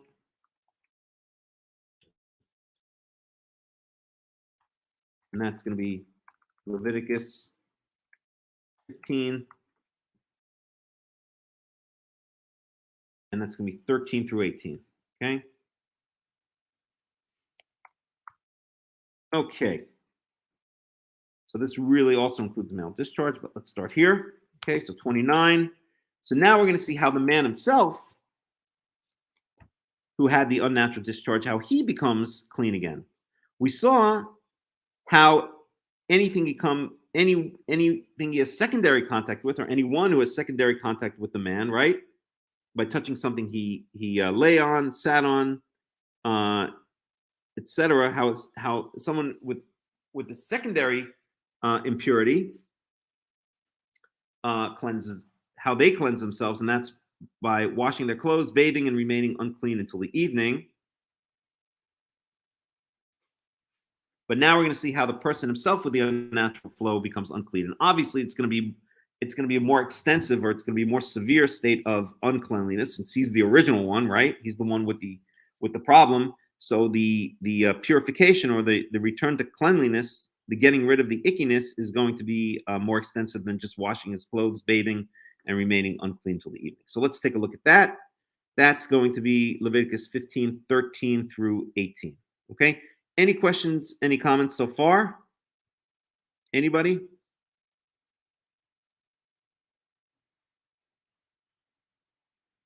Nobody? All right. So then let's move on. So we are looking now at Leviticus 15:13.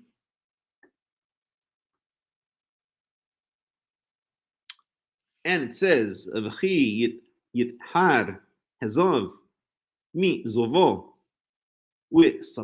safer lo shi'at yomim litaharato chibes bi'gadao rahatz bisaro b'mayim hayim v'taher." Okay.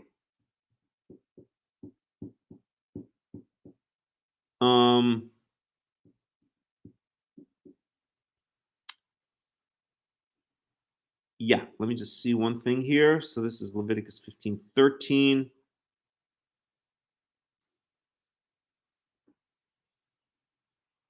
Okay. So Leviticus 13, let me just translate it.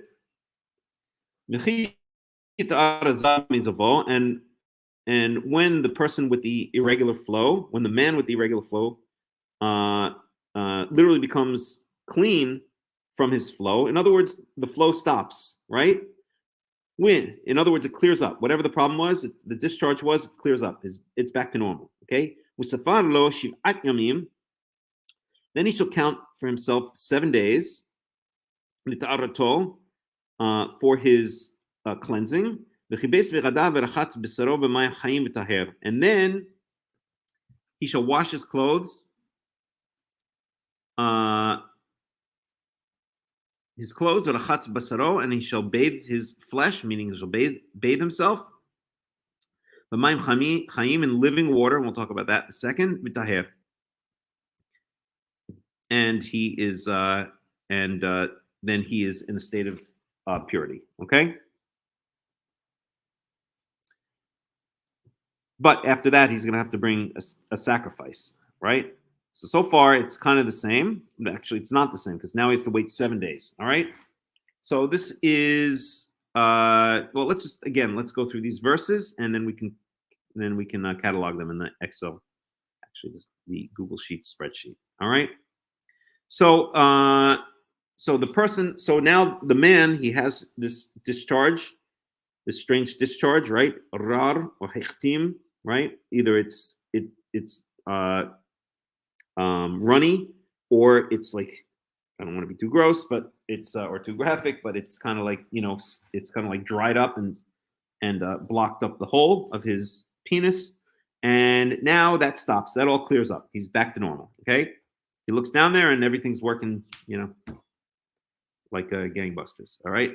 Not gangbangers, gangbusters. Thank you very much. All right. So so when that happens, at that point, now he counts 7 days.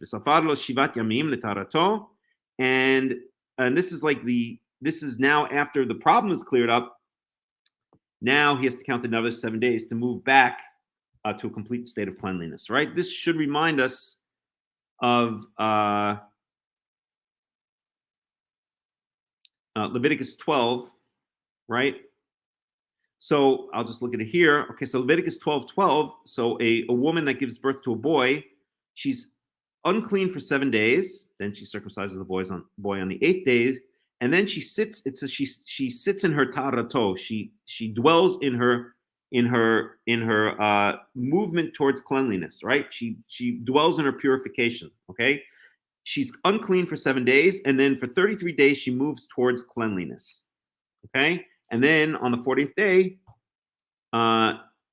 then she has to bring an offering. All right, it's a burnt offering and a sin offering. Okay, it's the same kind of idea that we see here. So the man who had the irregular flow from his penis is once that clears up, then his uncleanliness, right? His ickiness is done. Now he has to wait another 7 days that he moves from the uncleanliness to the cleanliness. It's kind of the same idea, right? For 7 days now he's moving towards cleanliness. Okay, the disgustingness is stopped. It's stopped. It's back pretty much back to normal. But now he waits 7 days to sit in his time of purification. In other words, he moves towards total purification at this point. Okay. And then at the end of that 7 day period, okay, he washes his clothes, he bathes his flesh in water, and this time it specifically says b'mayim chayim, which means in living waters. Okay, it didn't mention that for the earlier ones, right? Here it says v'chatz b'mayim. Here it says v'chatz b'mayim chayim, and we'll talk about perhaps what that means. There are different ideas of what mayim chayim specifically means. For instance, one understanding is that it's flowing water, like a river. Okay. Another understanding is that it's sweet water, drinkable water, right? Chayim, living water. Okay. I tend to go with the first one, that it means like a river that's flowing. But in the less severe cases, like where someone touches the bed of a person who has the flow, then it doesn't specifically say in mayim chayim, in living waters, it just says in waters. Here it says specifically in living waters, and we'll look at that. Okay, in fact, maybe we'll do that right now. No, let's get the whole context first, and then we can go back to it. Okay. Verse 14. וביום השמיני ייקח לו שתי תורים ושני בני יונה ובא לפני יהוה אל פתח אוהל מועד ונתתם אל הכהן. So on the 8th day, he takes 2 torim, that is pigeons, or shnei bnei yonah. I'm sorry, torim is turtle doves, and bnei yonim is baby pigeons. Bnei yonah, uba lifnei Yahweh, and he comes before Yahweh, petach ohel moed, to the entrance of the tent of meeting. In other words, he goes to the sacrificial altar at the mikdash, at the tabernacle, at the Mishkan, right? Unatanam el kohen, and he gives them to the kohen. Okay. ועשה אותם הכהן אחד חטאת ואחד עולה וכיפר עליו הכהן לפני יהוה מזובו. Okay. And the Kohen prepares one as a chatat, as a sin offering, or as we've been calling it a purification from sin offering. Echad olah, and one is a burnt offering. And in doing so, v'chiper alav hakohen lifnei Yahweh mizovo. And in doing so, the Kohen atones for him before Yahweh from his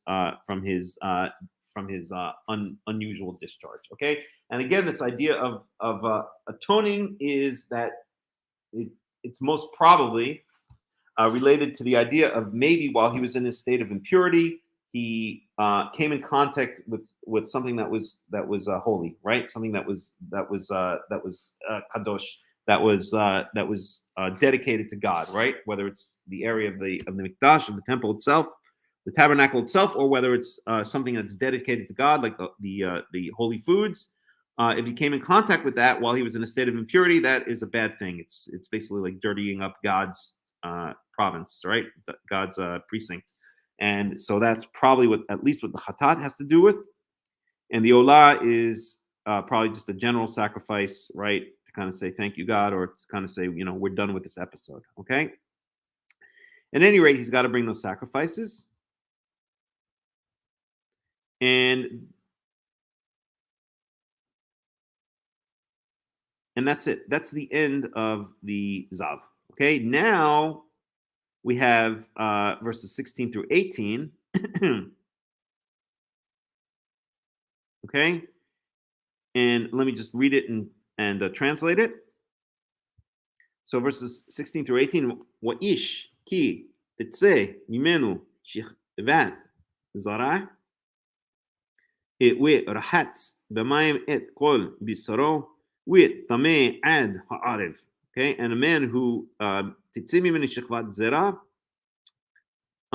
who out of him comes a so shechvat literally means like here they call it the copulation, but the how would I translate shechvat zera? Semen from intercourse or something like that, right? Seminal intercourse? No, intercoursal semen.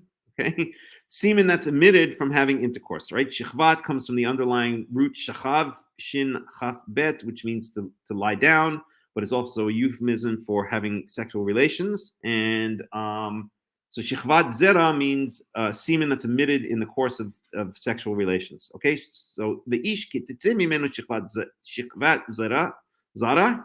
So a person or a man who from out of him comes semen in the course of sexual relations. In other words, it's regular sexual relations, right? We don't have to get into details, but he has regular sexual relations, and then at the end of that, he emits semen. Semen comes out of it. Okay, so we're just talking about, we're now not talking about some kind of irregular discharge. We're just talking about natural, normal sexual relations that culminate in the emission of semen from the man. Okay, so in this normal case, right, there's nothing irregular going on here, right? We're just talking about sex. That's what we're talking about, right? Then he bathes in water at kol besaro, his entire flesh. Okay, again, it doesn't say mayim chayim, just in water. Okay, v'tamei ad ha'arev. Okay, so and let's go on. Okay, so he bathes his flesh in water, and he's unclean until the evening. Right. So it's very similar to the person who had secondary contact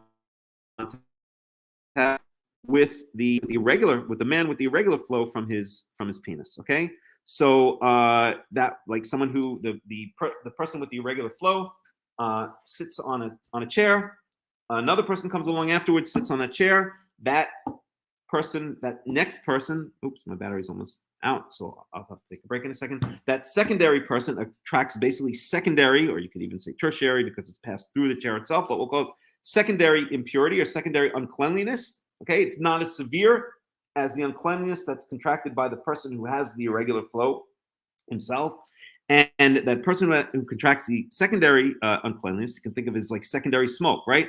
Secondary smoke is not as bad as smoking a cigarette yourself, right? If you have a secondary smoke, it's not great, right? We always hear about the dangers of secondary smoke, but it's certainly not as bad as if you're smoking the cigarette yourself. So the person who has a secondary uncleanliness, then we saw that all he has to do is wash his clothes, bathe himself, and wait until the end, and then he remains unclean into the evening, right? The person who had this irregular flow, right? Something was wrong, then he has to go through what we just saw here, right? He's got to wait until the flow stops. Got to wait until things clear up, then wait another 7 days, then wash his clothes in living water, wash his clothes and then bathe himself in living water, and then he's purified. And then he has to bring 2 sacrifices: to bring a sin offering and a burnt offering. Okay, so that's for the person who has an irregular flow. It's a much more involved or serious cleansing process. But here, this is completely normal. There's nothing wrong, right? There's nothing irregular about this situation here. It's just a person that in the normal course of his life, or the normal intercourse of his life, shall we say, is having sex with a woman, right? And emits semen, right? So there's nothing irregular. It's not like the zav where there's an irregular discharge. This is just normal, everyday. Well, hopefully for some of you, every day, every week, every month, every year, whatever it is, right? Normal, everyday living, and he emits the semen. So there's no serious level of cleansing necessary in this case. Okay, it's essentially the same cleansing that we saw for the person who contracted above, the secondary impurity from the zav, from the person who has the irregular flow. Okay, so that's what I'm trying to point out. That here it's a less severe case of impurity because there's nothing irregular going on. And so the cleansing from the impurity is less severe, right? It's similar to the person who contracted the secondary impurity from the person with the actual irregular flow. Okay, So I've got to grab a charger in a second, but let's finish this quickly. V'chol beged v'chol or. So what does he have to do? The person who has just regular seminal emission in the context of sexual intercourse, the man who has regular semen, obviously the man, right?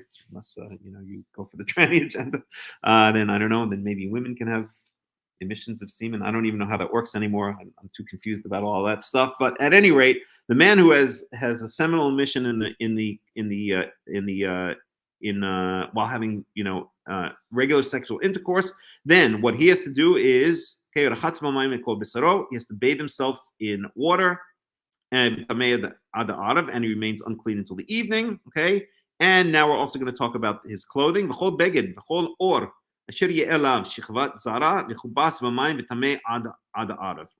and if there's any clothing or any leather, which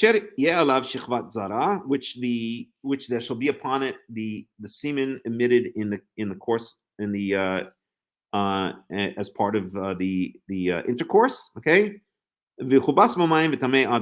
okay, then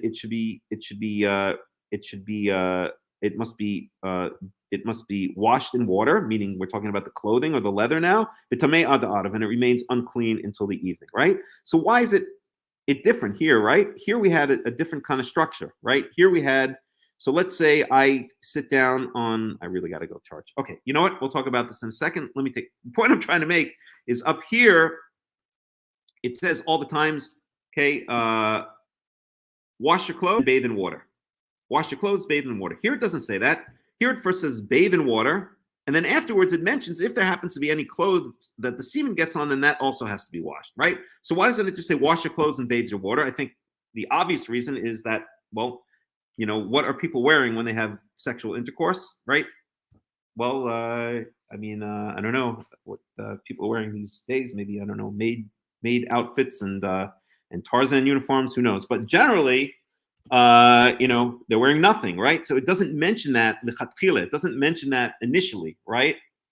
It just mentions that they have to bathe themselves in water, right? Because they're not wearing anything when they're doing this act, right? But then it mentions also, right? So let's say their stuff is on the floor or whatever. We don't need to get graphic, although I've already gotten pretty graphic, right? So if there's any clothes or leather in the area and the semen happens to get on them, right? It's not on the people at this point. It's on the bed or on the floor, whatever the case may be. Then those clothes also have to be washed and they remain unclean until the evening. Okay.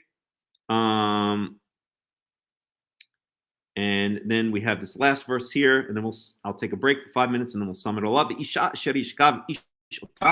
And a woman with whom a man has sexual intercourse with, okay, literally lies with, shichvat zera, and releases semen, okay, tamu ad ha'arev, okay.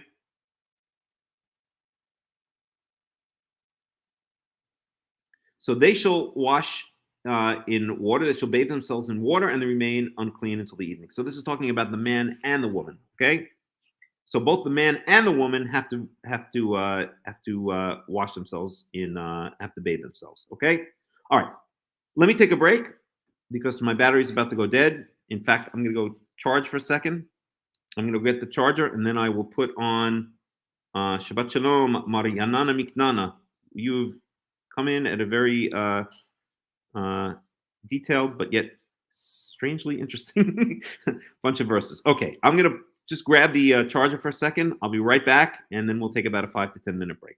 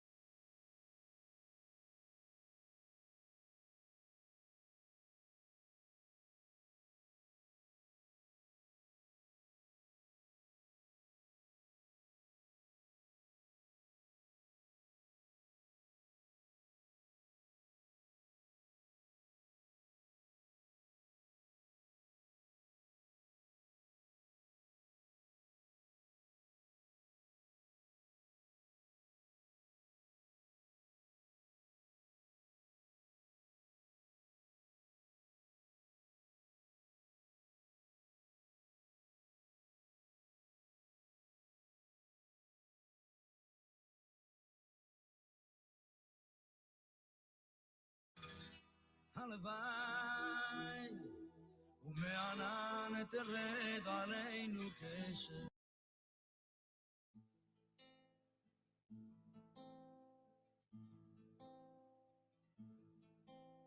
שיר למעלות,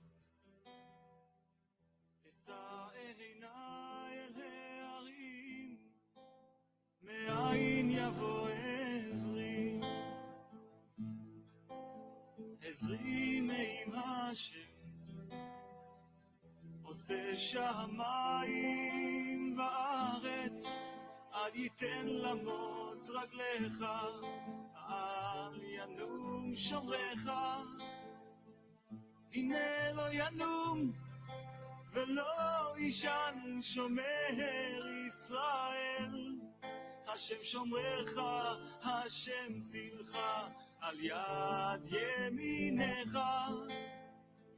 יומם השמש לא יככה וירח בלילה, השם ישמורך מכל רע, ישמור את נפשך, השם ישמור צאתך ובואך מעתה ועד עולם. שיר למעלות, אשא עיניי אל ההרים, מאין יבוא עזרי, עזרי מעם השם, עושה שמיים וארץ, אל ייתן למות רגליך, אל ינום שומרך, הנה לא ינום ולא ישן שומר ישראל, השם שומרך, השם צילך, על יד ימינך. יומם השמש לא יככה וירח בלילה, השם ישמורך מכל רע, ישמור את נפשך, השם ישמור צאתך ובואך מעתה ועד עולם.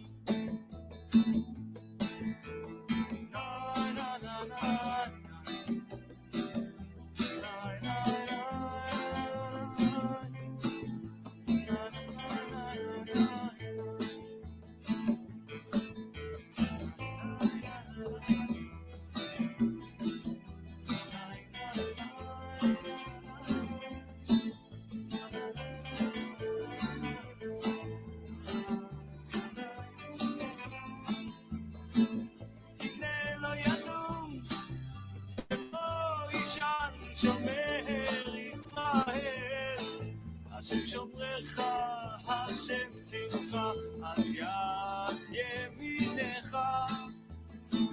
יומם השמש לא יככה וירח בלילה, השם ישמורך מכל רע, ישמור את נפשך, השם ישמור צאתך ובואך מעתה ועד עולם. אוי אוי אוי אוי אוי, שיר למעלות, אשא עיניי אל ההרים, אוי מאין יבוא עזרי, עזרי מעם השם, עושה שמיים וארץ, אל ייתן למות רגליך, אל ינום שומרך. אוי אוי אוי אוי אוי, שיר למעלות, אשא עיניי אל ההרים, אוי מאין יבוא עזרי, עזרי מעם השם.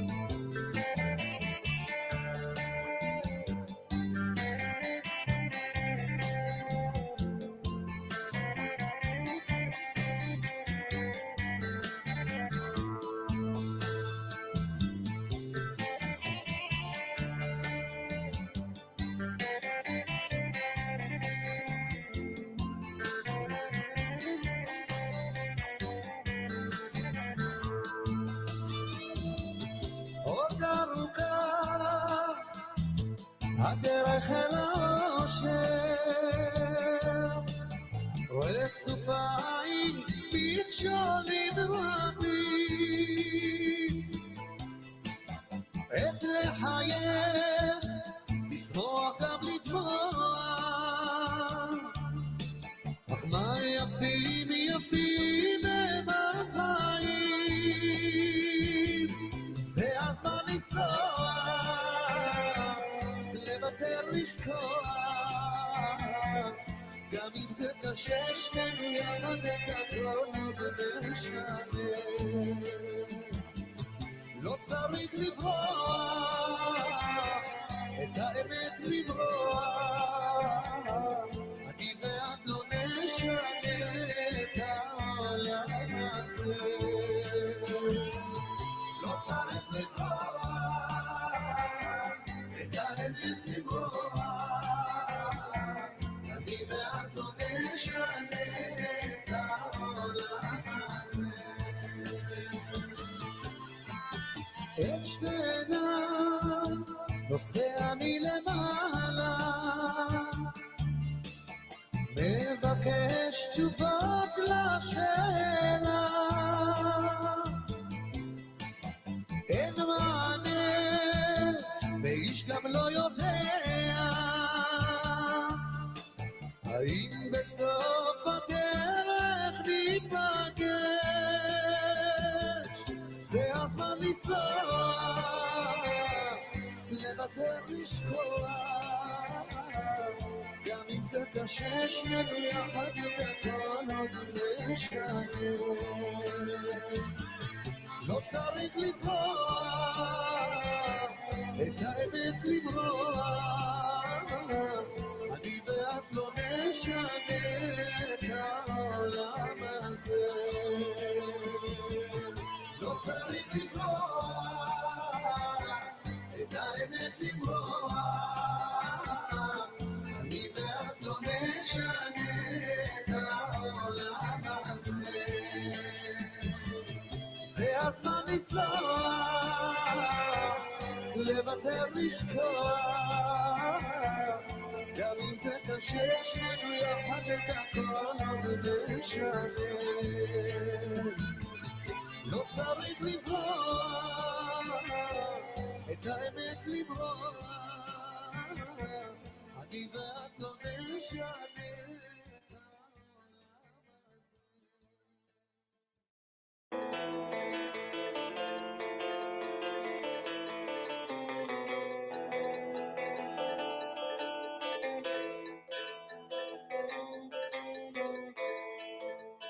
שלום לך דודי, הצף והאדמון, שלום לך מעת, רק אחרי מורימון, שלום לך דודי, הצף והאדמון, שלום לך מעת, רק אחרי מורימון, שלום לבית דודי, לקראת חרוץ, צנע להושיע, וצלח כבן ישי, רבה בני המון. שלום לך דודי, הצף והאדמון, שלום לך בעת, רק אחרי מורימון, שלום לבית דודי.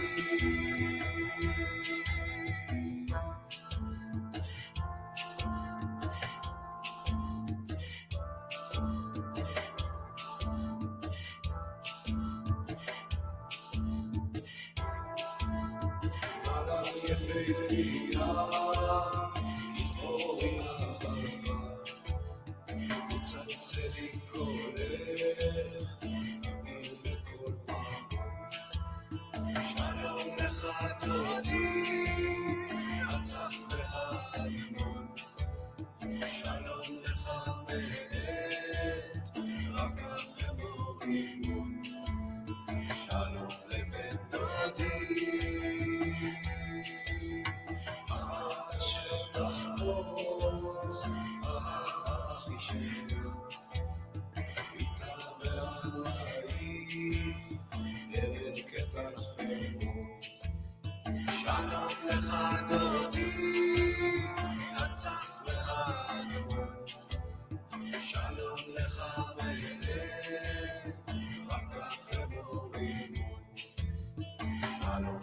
ודודי.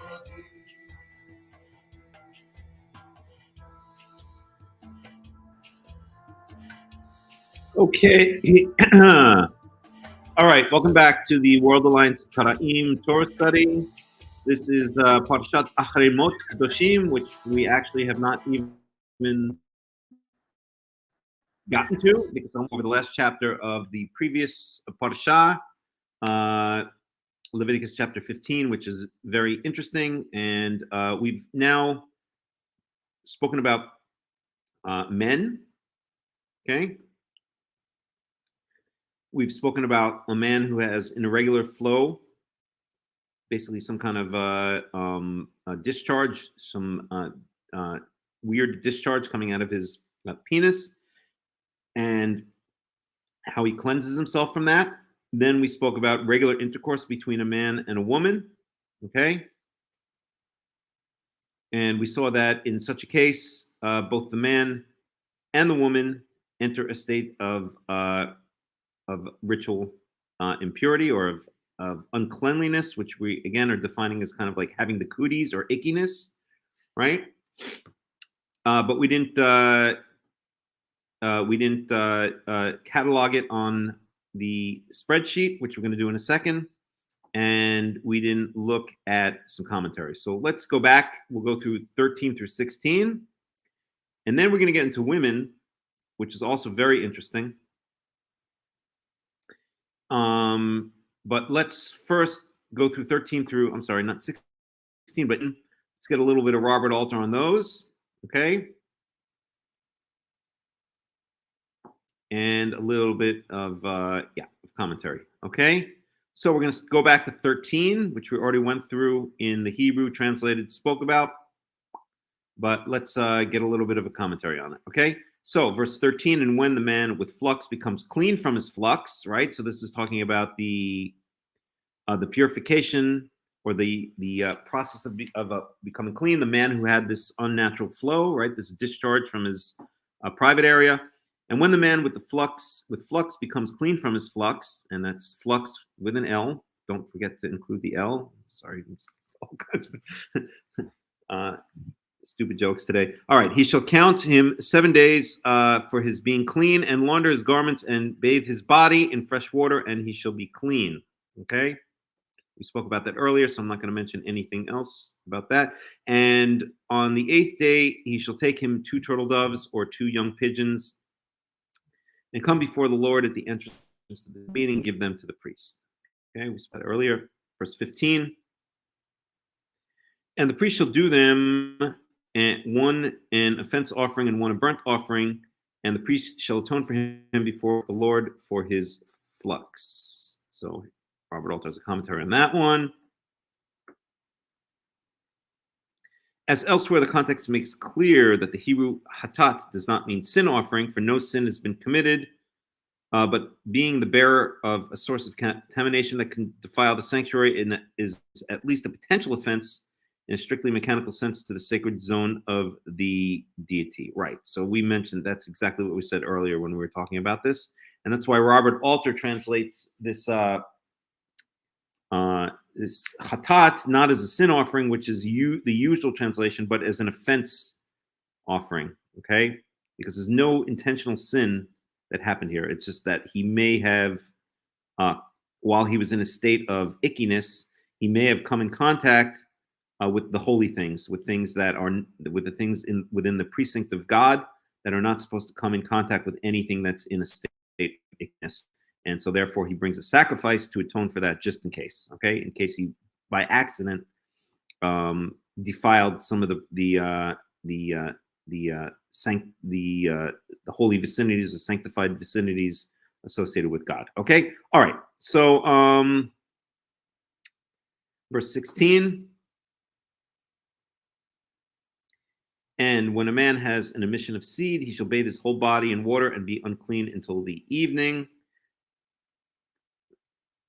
So Robert Alter says about that, the Hebrew for emission, shichva, is linked to the verb for lying down, shachav, but may derive from what is laid down as the result of a spurt or shower of anything liquid, as in the expression shichvat tal, layer of dew, Exodus 16:13. Okay, so he's explaining this phrase that we see in Hebrew, Shichvat Zera. Oops. There we go. Shichvat Zera, right? I translated, when I was doing the translation, I translated as a seminal emission, or an emission of semen due to intercourse, right? Because the shichva, shichvat zera, literally means the lying down or the laying down of seed, right? So this is usually understood as a seed that comes out of a man from laying down. In other words, from having sexual intercourse. But what Robert Alter is saying here is that an alternative understanding of the word shichva, and by the way, the word shichva in modern Hebrew means a layer, right? So if you want to say, I don't know, something like put a layer of cheese on my, I don't know, on my noodles or something like that, you could say, sim shichvat vina ala pasheli, okay? So shichva just means a layer, but what Robert Alter is giving an alternative etymology, but explanation for that word, and that is that when again, not to get too graphic, but when the semen comes out, well, he says it right here, right? As a result of a spurt or shower of anything liquid, okay, it is laid down, okay, or it like forms a layer, okay? That's where we get the word layer, right? It's laid down, a layer, that which is laid down, okay? And then he points us to Exodus 16:13, so we can look at that very briefly.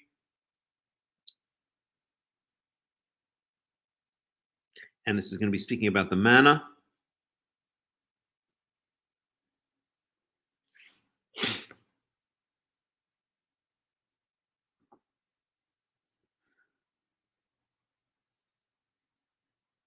Sorry, not 13, 16, 16, 13. Right, so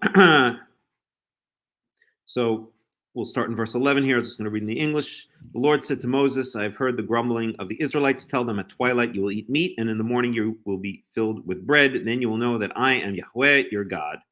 That evening, quail came and covered the camp, and in the morning there was a layer of dew around the camp.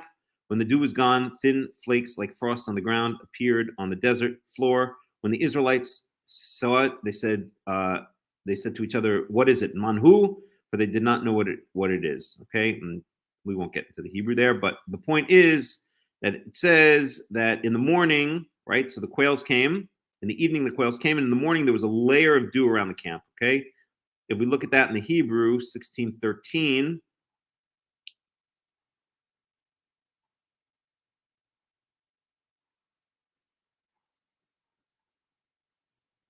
16:13.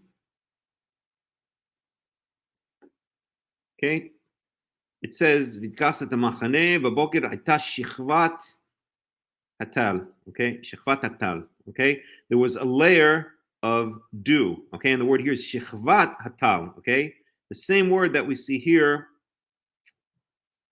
in Leviticus 15:16. Shichvat zara. Okay, a layer of semen. Here, a layer of dew. And the point that Robert Alter is trying to make is we always assume, or the traditional explanation of why this is called shichvat zara is that the shichva requires, again, mishkav means to it down.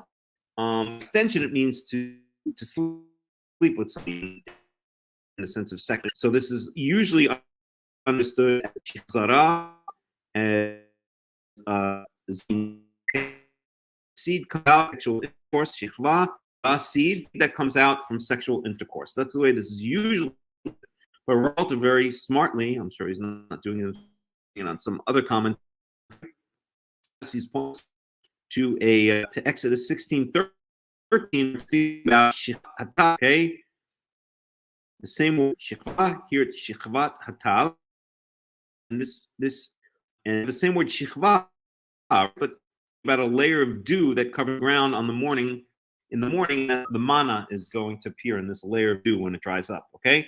The point that Robert Alter is trying to make is that shichvat hatal, right? Even though it has the word shichvat, this has nothing to do with sexual intercourse, and therefore the word shichva couldn't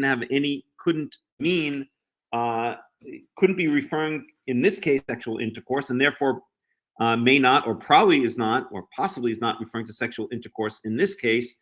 And that this really understand is not zaras, comes out sexual intercourse, but a layer, okay, that which is laid down, the seed is squirted out, okay? So a layer of seed, just like here, a layer of dew for the ground in the morning, much with sexual intercourse. So he's saying here it has nothing to do with sexual intercourse, and it's actually okay, and actually makes a lot of sense. All right, any questions? Any comments? Shabbat Ruben, timing Saturday Shabbat spiritual steps. There you go. There you go. It's actually just very. It's kind of. It's not even spiritual. It's just very, very technical stuff, right? It really is. It's just the technical aspects of what happens to obscurity. It's usually translated as, I'm sorry you missed the beginning. We went into detail about what all that means, but it basically means that when a man releases semen, then he enters a state of ickiness, okay, and he has to be cleansed from that state of ickiness. So, usually translated here as impure or unclean. Okay. So that's that. Okay, go back to the altar. And then we have 17, and any fabric or any leather upon which an emission of seed should be laundered in water, unclean until the evening. No have any commentary on that. And then verse 18. Verse 18. And a woman whom a man has bedded an emission of seed, they shall wash and be unclean the evening. Okay. All right. So we'll look at the Hebrew one for a second. So that's 15:8.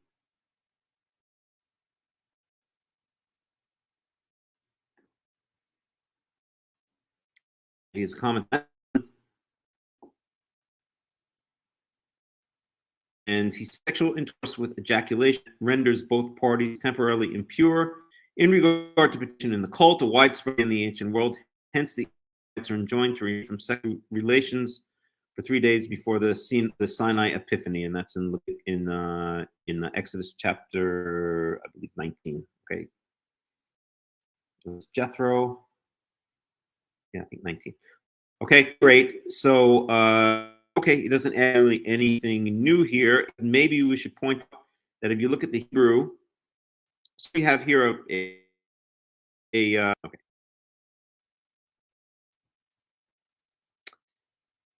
So I should a couple. Verses 16 is speaking about sexual intercourse, actually, right? So I will use to get into detail, okay? But there are many ways that sin can come out of a man. It does not be in the context of sexual intercourse. For instance, dream and stuff. Okay, that's what verses 16 and 17 are talking about. Verse 18 is very specifically speaking about sexual intercourse between a man and a woman. Okay, it says a woman with whom a man lays down with her, meaning has sexual intercourse with her. Shikvat zera, and a layer of seed is released, and there is a layer of seed. Then they both bathe. Not necessarily, although that would be very nice, guys. You know, if you do that, lady. They both in water and they're impure and they remain in a state of uncleanliness until right. So there are two cases here. The first case is just a release of semen with a man, right? And it's not even necessarily about intercourse. Although it's the same remedy, whether it is or isn't into the woman, right? In both cases, he has to bathe himself, right? Let's assume 16 and 17 specifically mean context of intercourse with a woman. He comes out of a man, okay? Then bathe himself in water, and he's impure, and he remains in a state of uncleanliness until the evening. If any of them gets on any clothing, has to be washed, okay? And until the evening, okay? That's 16 and 17. And then verse 8, we have sexual intercourse between a man and a woman. And in that case, when semen is released, right? Again, the release of semen, not the sexual intercourse itself, right? So if this sexual intercourse and the activity stops before the semen, there's implication here that either the man or the woman enter a state of intercourse. Once the man releases semen, right? The releasing of the semen, that is the key thing that's considered here, okay? And I agree with this whole thing.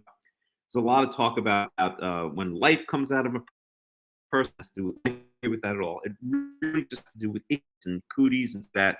Yeah, maybe I guess that is. Nah, I don't buy it. Anyway, great. If you haven't read the biblical commentaries, then it's not important anyway.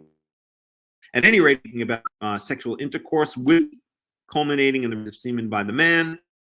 Obviously, the semen touching the man and the woman, so both to the state of uncleanness, the state of ickiness, and the remedy is that they both bathe water and they remain unclean in the state of uncleanness until the evening. Okay, I think it's pretty clear, pretty straightforward. Yeah, I know my signals. Is it still better now? Oh shoot, you guys didn't tell me that. You have to tell me if I don't show this correctly. Darn it. I always forget. Please, if you see that I'm teaching and all you see is unmoving thing, let me know. Okay, here we go. All right. I forget to do times. Can you hear me now? Can I get just a Y if you can hear me now? Just let me know you can hear me, okay? Anybody? Hello? Hello? Anybody? Can you guys hear me? I don't know. Maybe I should go to a different internet. Just give me a second here. Let me try something. Breaking.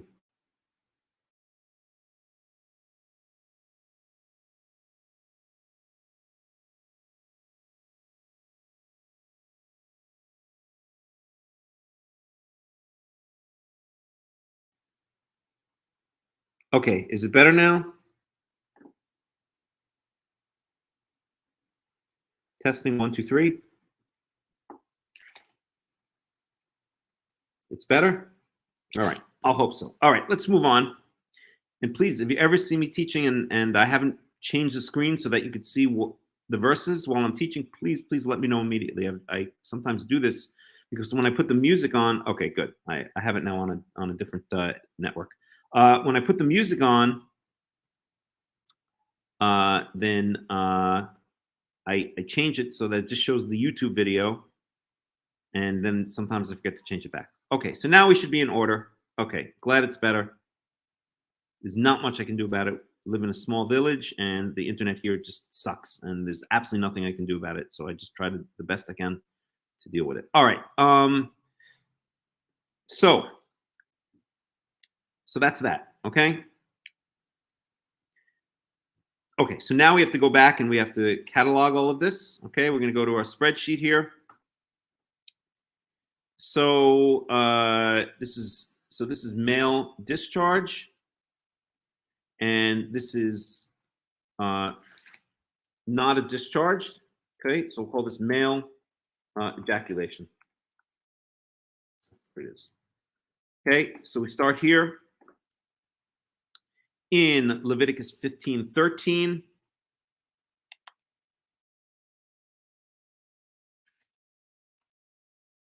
Okay, let me give this a different color. Now I'll do it after we're done. No, wait, give it a different color. How about, what is the appropriate color for male ejaculation? I don't know. White? No, that won't show up. How about, let's go for green. Why? I have no idea. Okay, male ejaculation. So the impurifying action in Leviticus 15:13. Oh, I'm sorry. This was the cleansing. No. It's good now. Okay. Glad to hear that. No, we're not ready. We're still with male discharge. Wait, I have to undo this. Back. So Leviticus 13, now we're talking about basically here. So man has an unnatural discharge from his penis. And now we're talking about here, the cleansing, that's 13 through 15, okay? So, and I guess we could put it right up here. How did I do it before? Yeah, I guess we're going to do it that way. So there's a couple of things, all right? So, okay, so first of all, he has to wait for once discharge clears up, and he waits, counts 7 days. 7 days, and this is going to be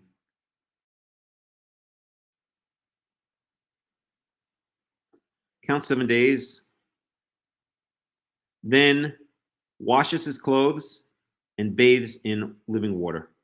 7 days, then washes his clothes, and no, I don't know how to spell clothes, and bathes in living waters, and that is Leviticus 15:13. So let's make a note of that. That's 15:13. Okay. Then we go on to 15:14 to 15. And then he brings on the 8th day. On the 8th day, he brings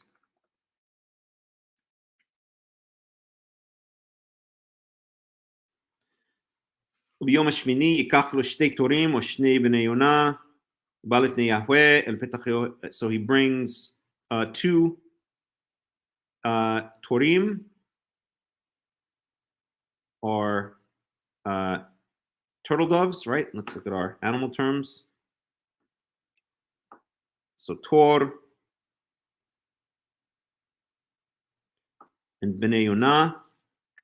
So bnei yonah, ben yonah, not to be confused with a ben zonah, please, for you Hebrew speakers. A ben yonah is a pigeon, a baby pigeon, and a tor is a turtle dove. Okay. So on the 8th day, he brings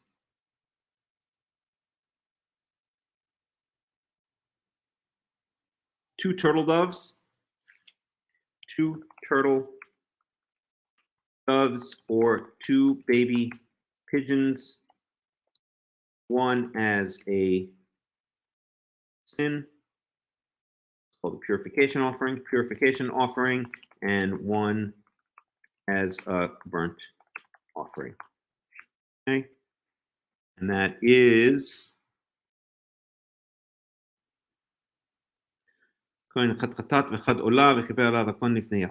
okay, and that is Leviticus 14 through 15, so we'll just call it 14.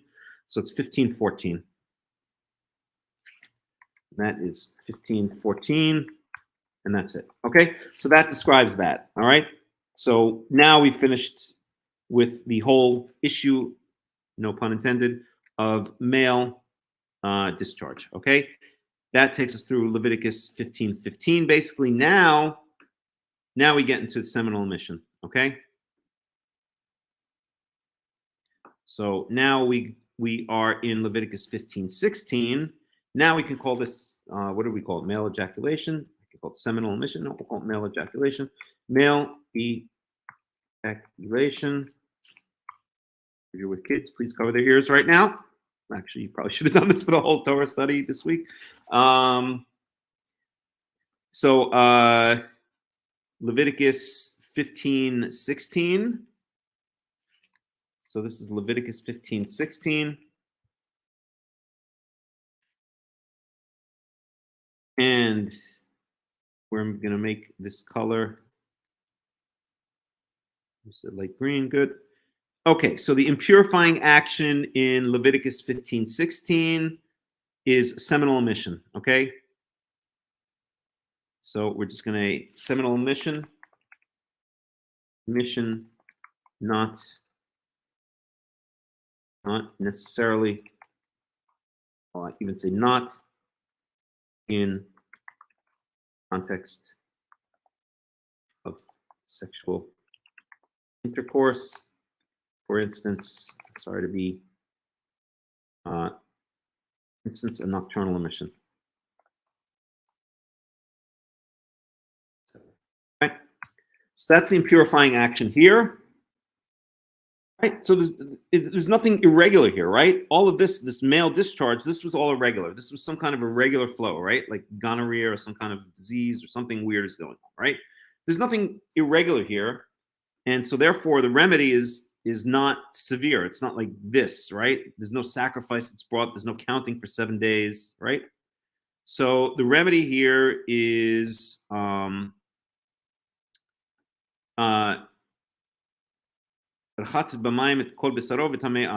okay, so basically he bathes in water. And really we can say it's really the same thing here, okay? Wash clothes and bathe, remain clean until the evening, right? So it's really the same thing as here. Although it's presented a little bit differently for reasons we explained earlier. Oops, what happened to my green? There we go. And let's change this. Okay.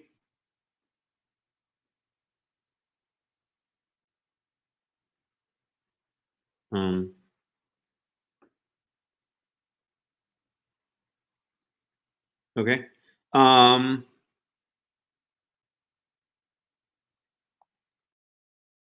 Good enough.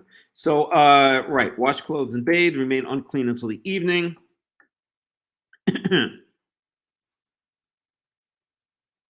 And that's it. Although it does mention it a little bit differently. So this is really, I should maybe put them, actually I should put them separate, okay?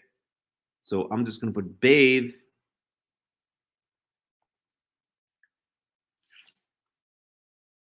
And remain unclean until the evening. And then in 15:17,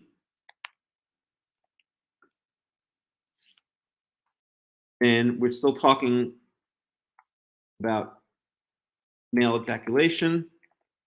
And the impurifying action is semen that's on clothes or on cloth or leather clothing. Okay. And then in that case, let me just make this a little bit more clear. On clothing, cloth or leather. Okay, then in that case, that's Leviticus, that's verse 17.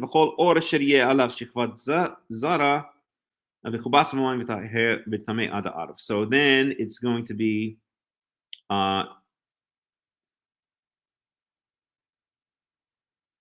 so it's really wash clothes. Let's do it this way. Wash clothes and they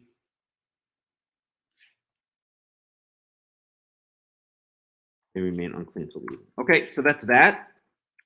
And finally, we have Leviticus 15:18.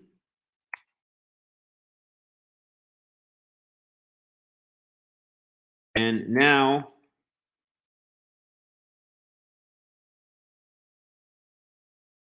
so this is seminal emission in the context, seminal emission. This is now specifically in the context of sexual intercourse.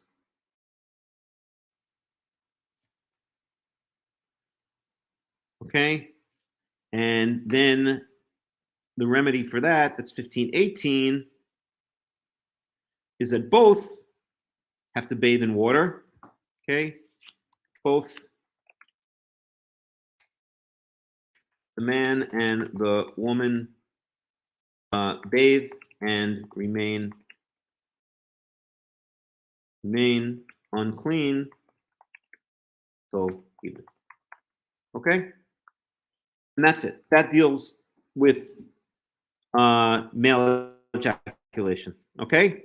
So, any questions, any comments on all of the stuff that we've covered so far? Anybody? Okay.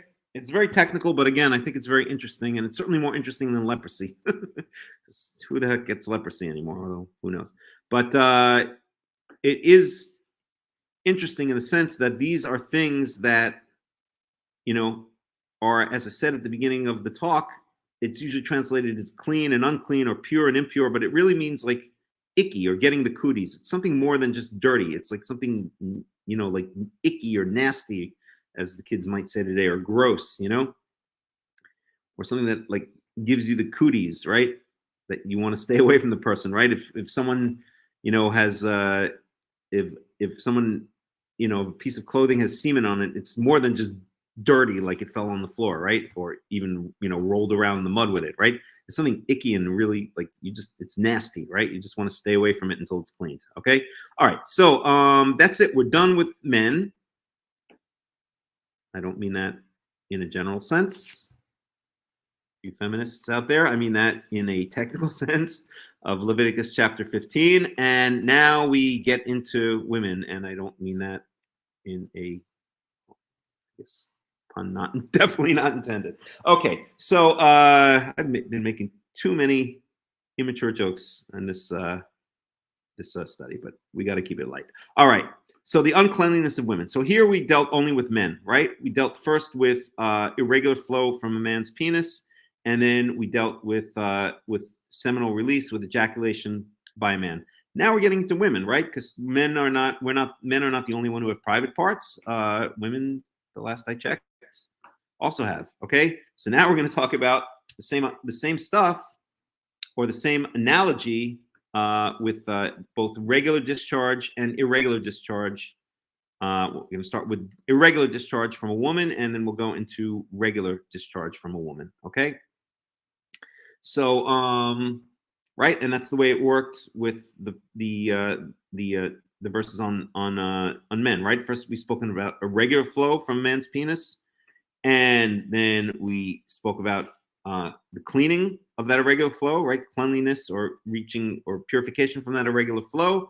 Then we spoke about a regular flow from a man's penis. Okay. Now we're going to speak about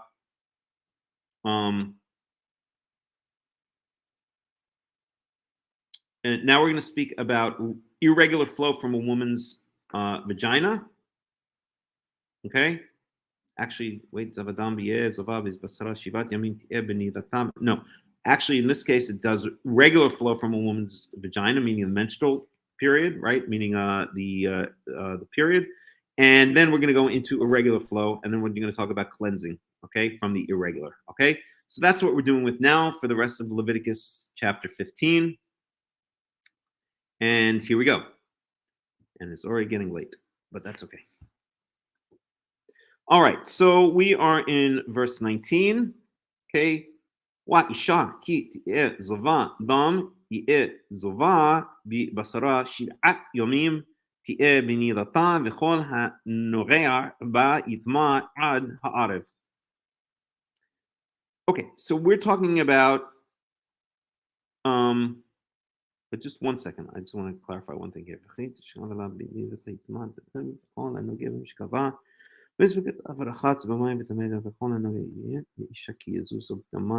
yeah.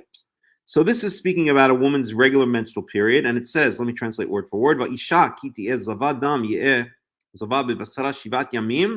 So a woman who if a woman has a flow of blood, and this flow is out of her, literally it says flesh, but that's a euphemism for the woman's private part, for the vagina, and if the flow shall be out of her vagina for 7 days, shivat yamim, okay.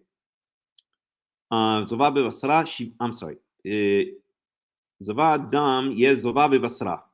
Okay, and if this flow is out of her private parts. Semicolon. Shivat yamim tiyeh benidata. For 7 days she shall be in her nidata. Okay. Nida is means her separation, and we're going to talk about this word in a second. Okay, here they translate it as set apart. Okay, so she shall be in her separation. Okay, v'chol noreach ba yitma ad ha'arev, and anyone who touches her shall enter a state of uncleanliness until the evening. Okay, so this is speaking about a woman who has her regular period. The blood starts to flow out of her vagina as part of a regular period, and for 7 days, and for 7 days she shall be in a separated or set apart state. Okay, let's talk about this word nida, because that's the operative word here. So they translate here as impurity. So BDB translates it as abhorrent, shunned, ceremonial impurity.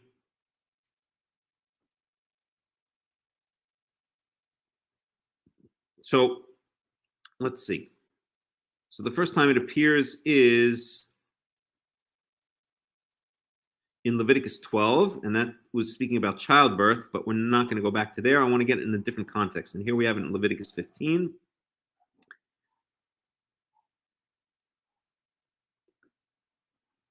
Let's see if we can find it in a completely different context. Let's see here. Numbers.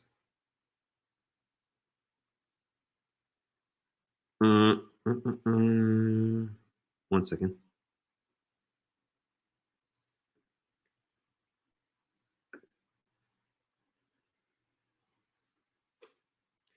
All right. So here's the concordance. We could take a look at this word nida.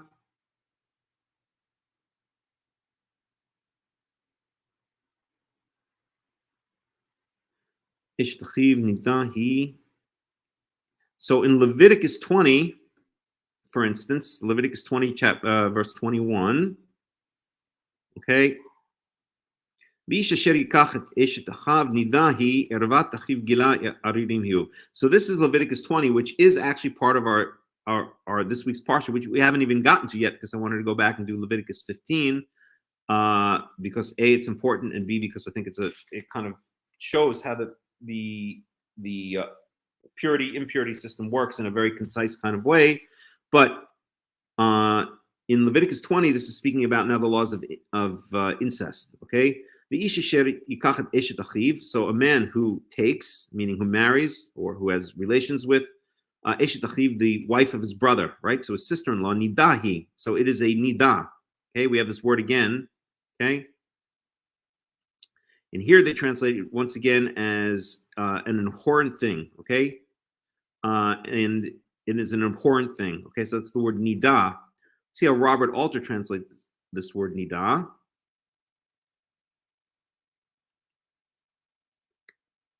So he just translates it as menstruation. And I'm curious to see why he chooses that translation. We can look at verse 19. Okay. One second. Yeah, her menstruation.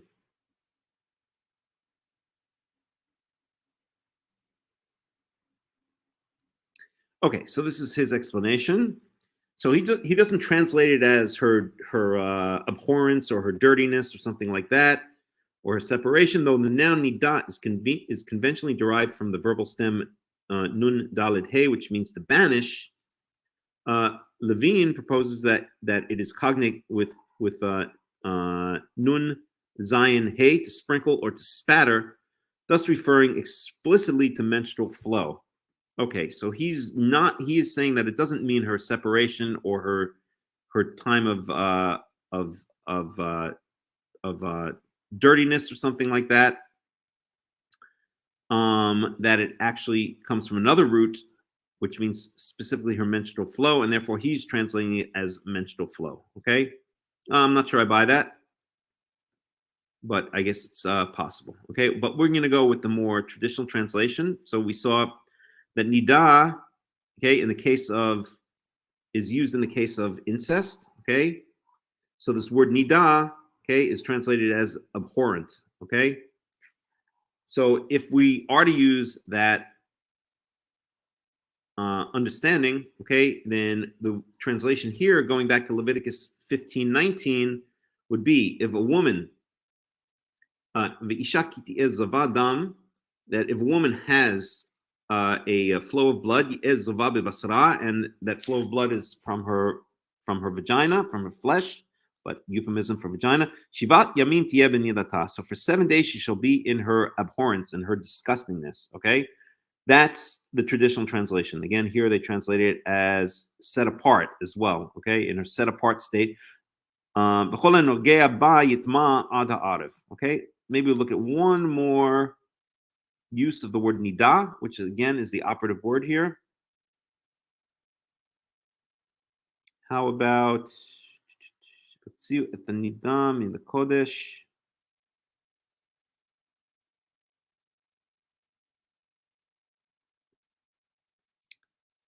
Uh, 18:6, 7:20, Ezekiel 22:10. Yeah, okay. I think we're not going to get into any more. Okay.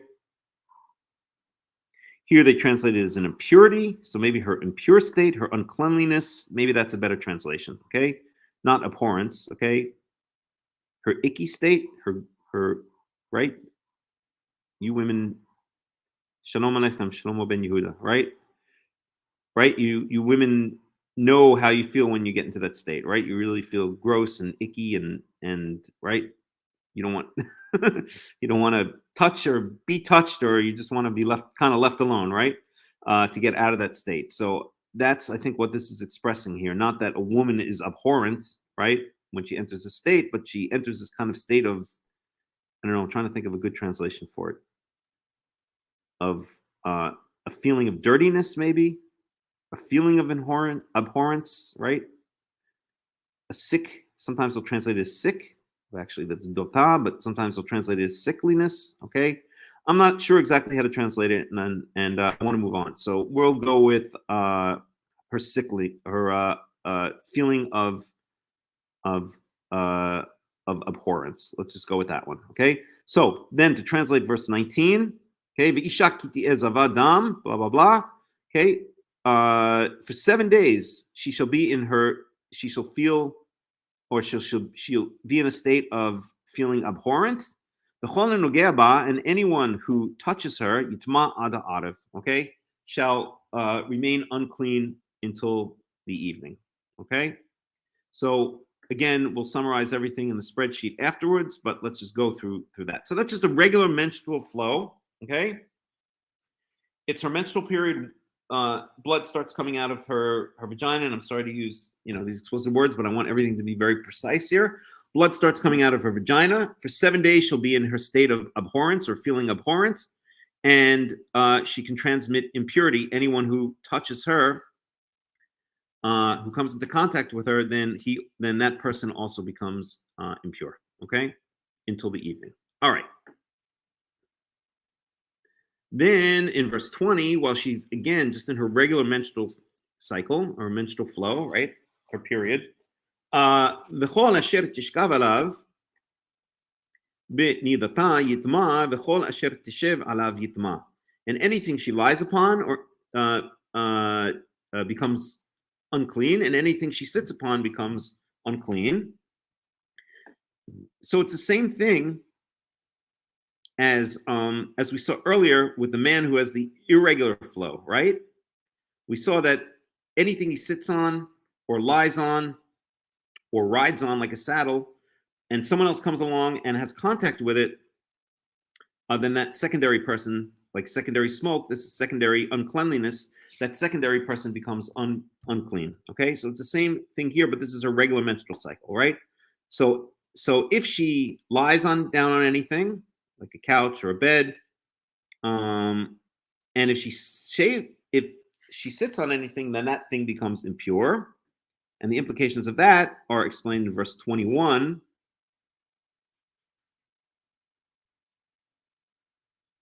וכל הנוגע במשכבה יכבס בגדיו ורחץ במים וטמא עד הערב. And anyone who touches the thing she lay on, the bed, יכבס בגדיו,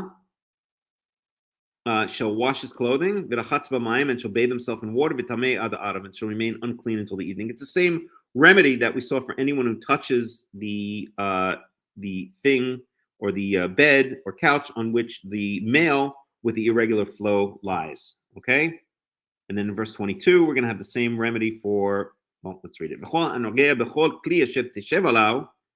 So any person who touches any vessel upon which she has sat, shall wash his clothing, and bathe himself in water, and shall remain unclean until the evening. Okay, so it's the same thing. If she sat on something and someone comes along and touches that which she sat on, then also that person has to wash his clothes, wash himself, and remain unclean until the evening. Okay.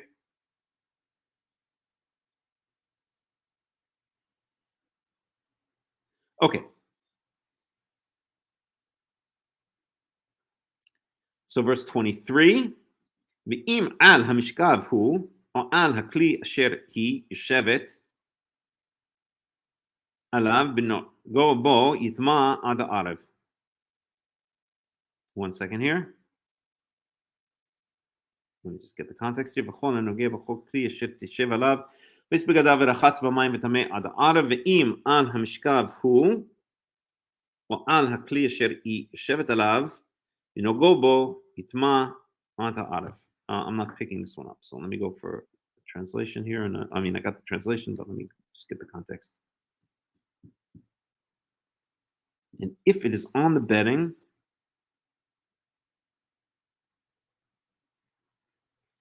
or on the object that she is sitting on when he touches it, he shall be unclean until the evening. I'm not getting that even in the English. Let's read this. Let's go back to verse 22. We'll read 22 and 23 together.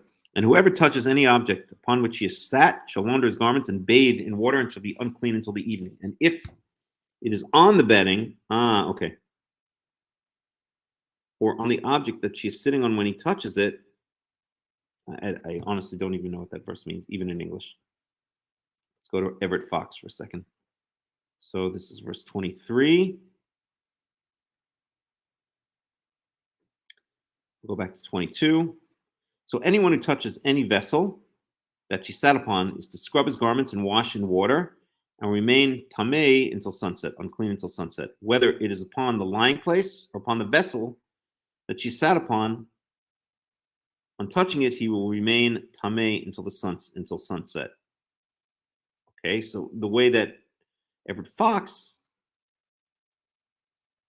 is interpreting it is it's basically just a reiteration of the previous verse. Robert Alter, let me read Robert Alter again. And whoever touches any object upon which she has sat shall launder his garments and bathe in water and shall be unclean until the evening. And if it is on the bedding or on the object that she's sitting on when he touches it,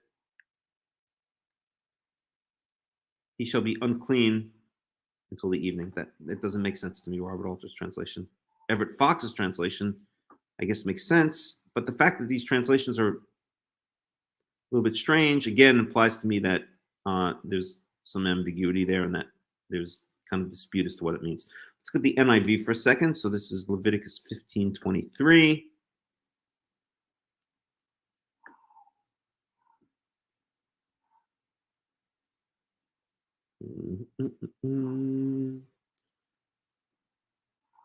Let's look at the NIV.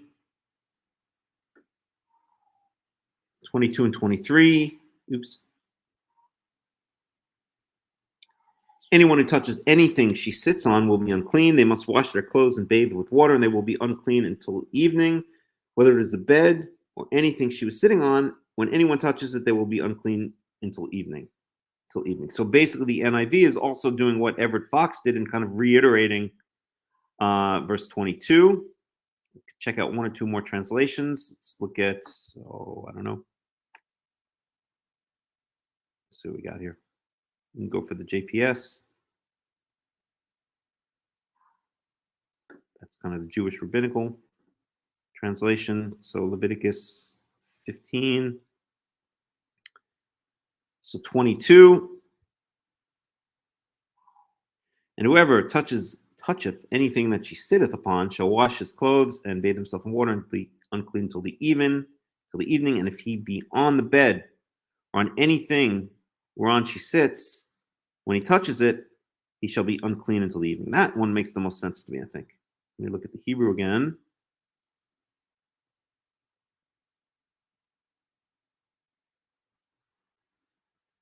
Yoshevet alav binok obo. Okay.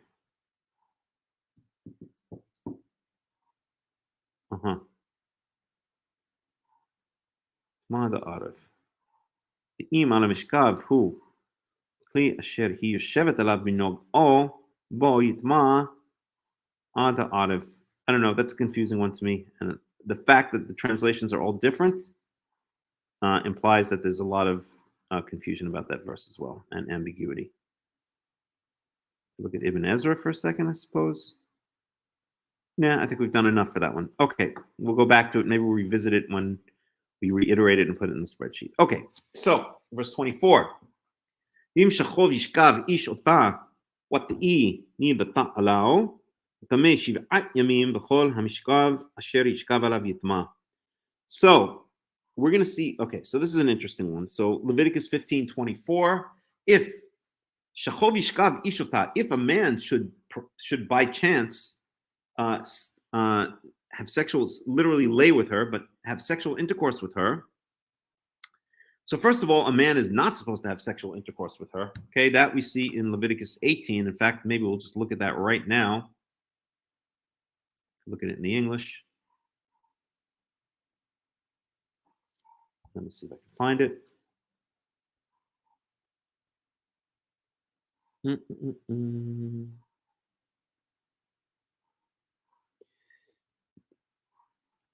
One second.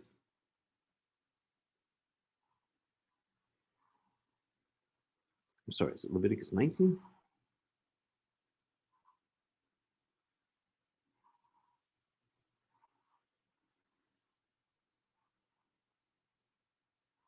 One second. Or Leviticus 20.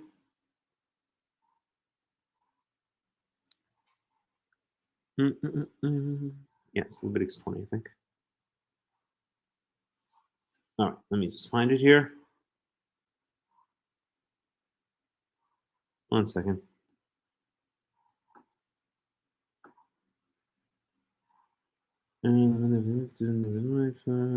Lies with his wife.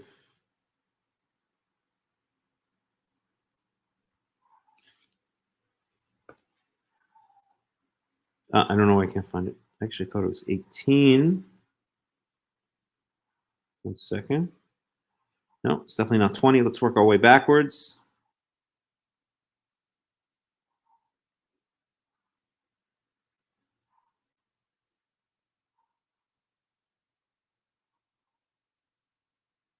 One second.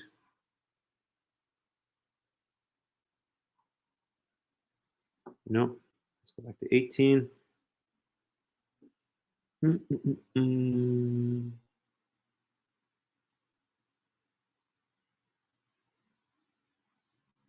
pretty sure it's 18. I just can't find it.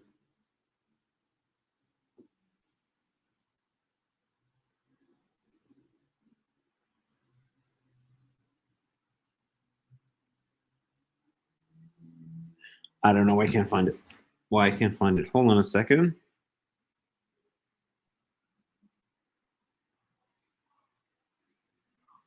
Where did that go? All right, it doesn't matter then, okay? At any rate, it is illegal according to the Torah to sleep with a woman who's in a state of who's menstruating, okay? I know how I could find it. One second.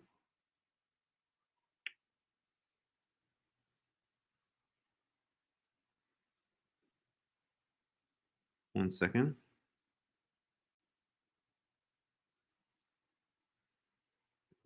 how they translate it. 1 second. Font, perhaps? No. Fountain?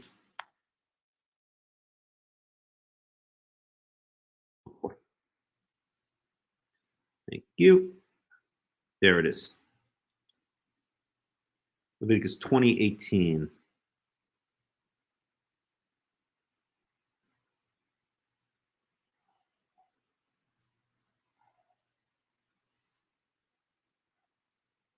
So Leviticus 20:18 says, I'll just read the English because, well, we're not going to get to it. Unfortunately, we won't have time. Okay. Okay, King James Version, good enough. And if a man shall lie with a woman having her sickness, meaning during her menstrual cycle, and shall uncover her nakedness, has discovered her fountain, and she has uncovered the fountain of her blood, and both of them shall be cut off from among their people. I'll just read it in Hebrew, okay? ואיש אשר ישכב את אישה דווה, והילה את ערוותה, את מקורה הערה, והיא גילתה את מקור דמיה ונכרתו שניהם מקרב עמם. So the punishment for, or the consequence for a man and a woman having sexual intercourse while the woman is in a state of is menstruating, right? During the time where blood is flowing out of her vagina, is excision, okay, what we call in Hebrew Karaite, okay, and it is considered a very serious punishment, perhaps even more serious than death. It's really reserved for some of the most egregious violations of the Torah, right?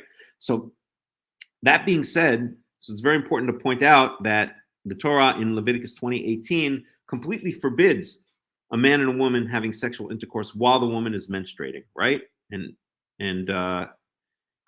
anyone who has been married or anyone who is a woman knows that the woman definitely does not want to engage in sexual intercourse while she's having her period. Okay.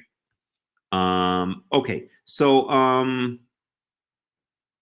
but Leviticus 15:24 is not even mentioning the fact that later on in Leviticus 20, it's going to be mentioned that anyone any man who sleeps with a woman, or any man and woman who sleep together while the woman is menstruating, get the punishment of excision. Excuse me for 1 second.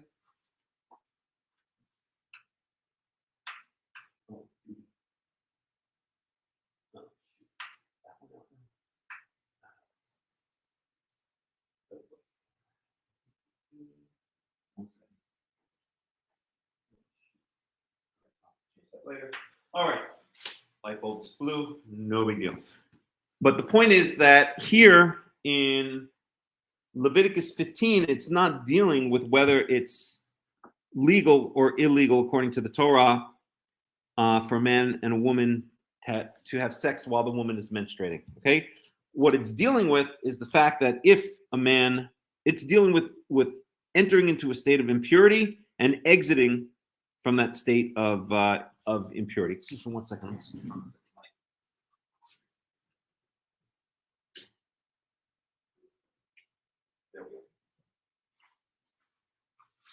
Okay, this is dealing with a completely different issue, and this issue is issues of purity and impurity. Okay,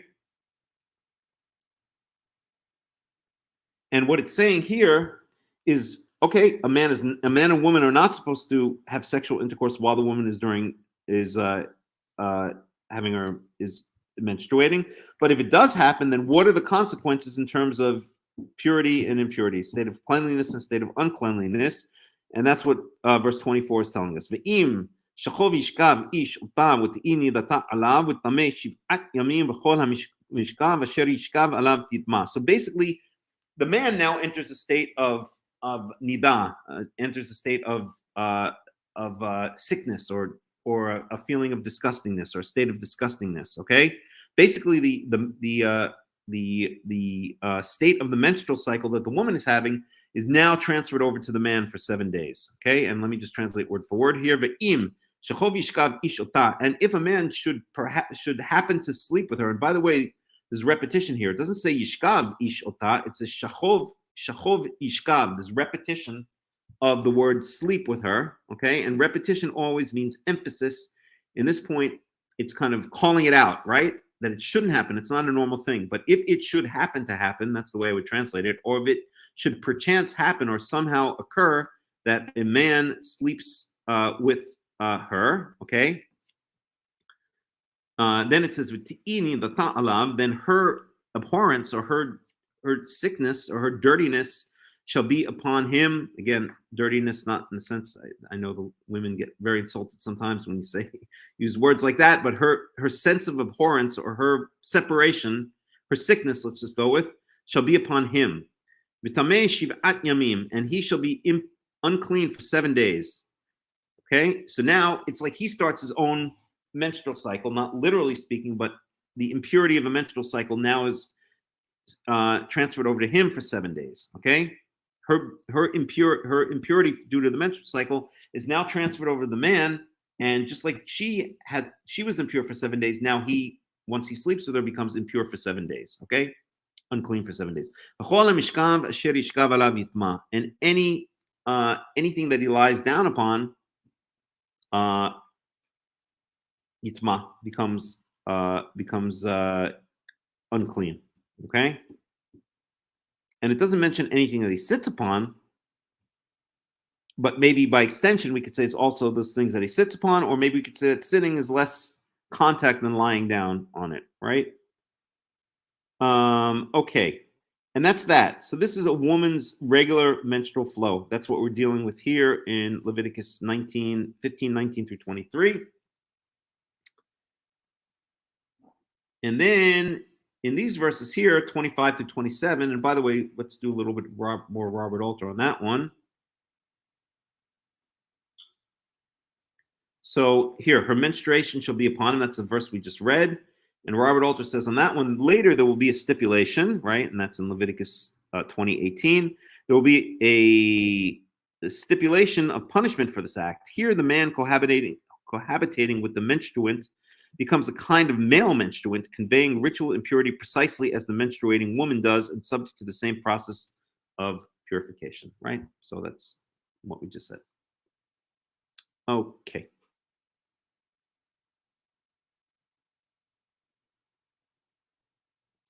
All right. And one very important thing to point out, okay, so this is a regular menstrual cycle, menstrual flow for a woman, okay?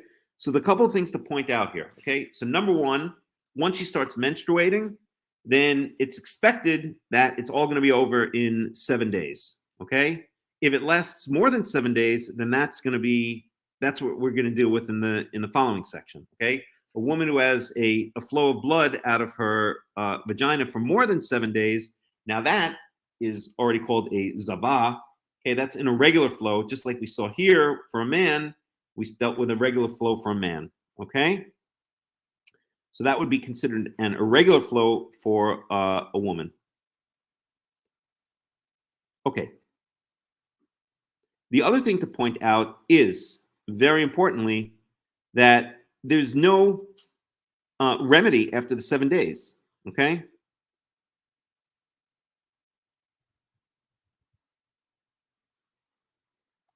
She doesn't have to do anything to come out of her impurity. And let me just read this again.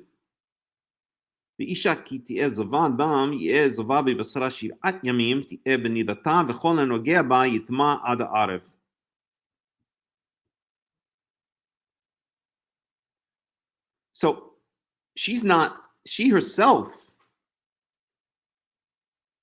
just 1 second here.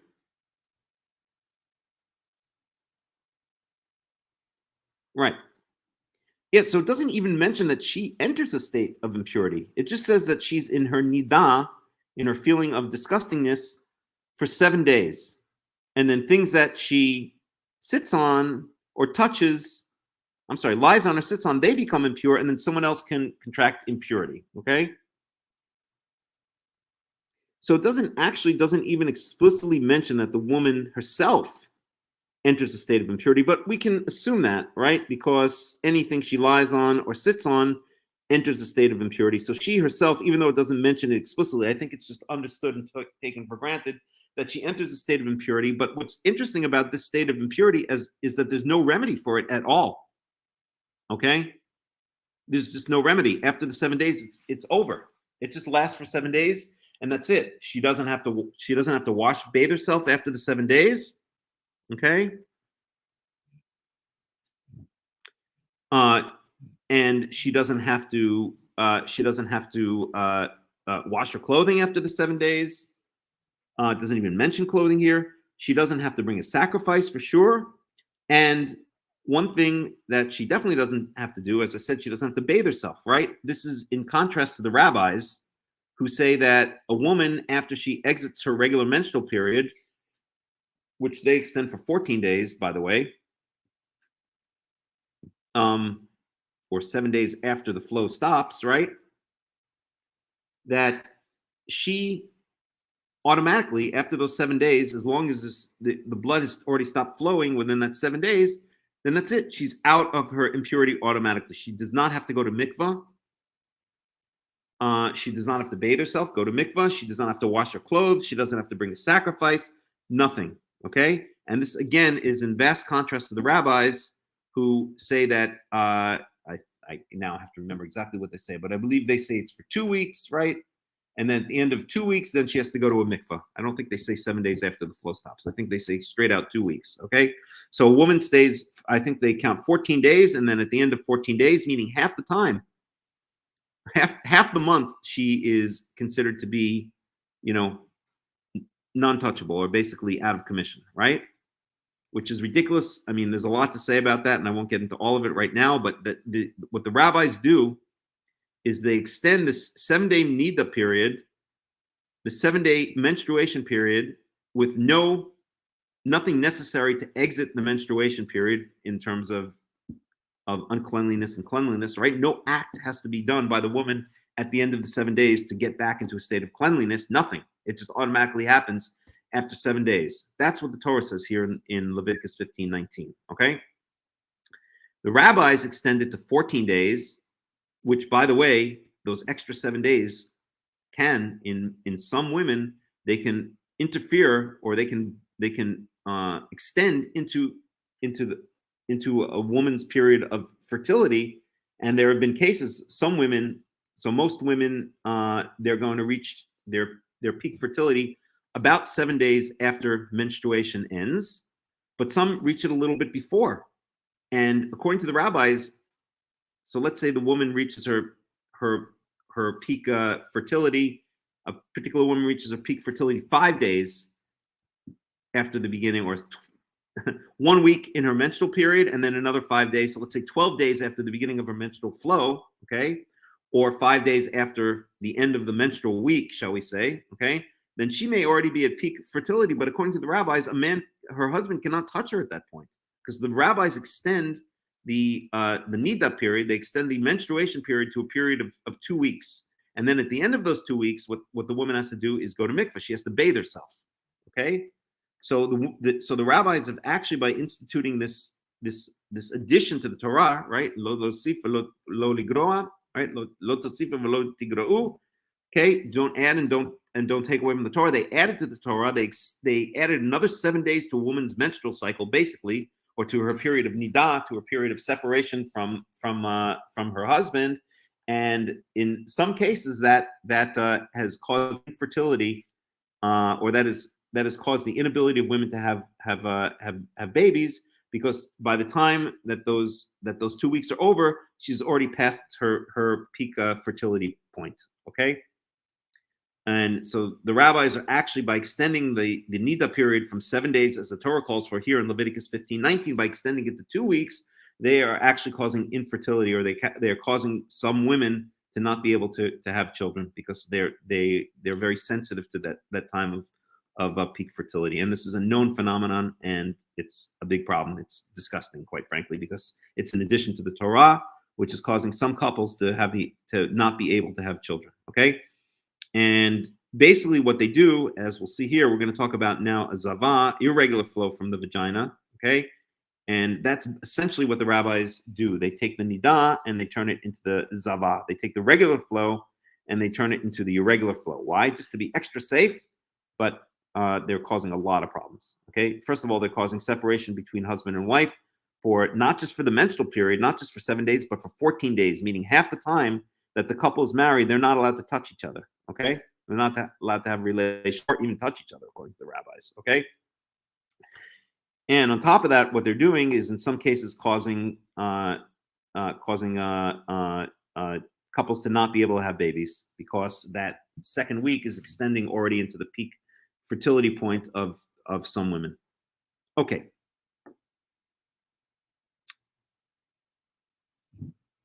It's getting late. We're going to end soon. So I think I'm just going to I'll go to the end of this chapter and that's going to be it for this study. Okay.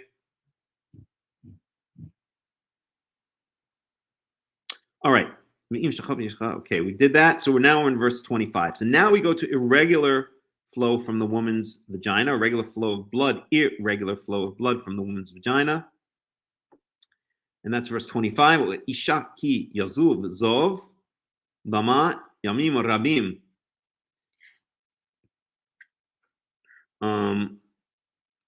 Below et nidata, או כי תזוב על נידתה הכל ימי זוב תומתה כימי נידתה תהיה טמאה היא.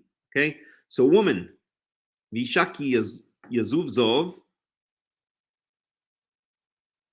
So for a woman, כי יזוב זוב, that a flow shall flow, I'm sorry, יזוב זוב דמה, that a flow of her blood shall flow for many days, yamim rabim, below eight nidata, which is not at the time of her menstruation, okay, or ki vazuv al nidata, or that she shall flow, she shall have a flow beyond her menstruation period, okay.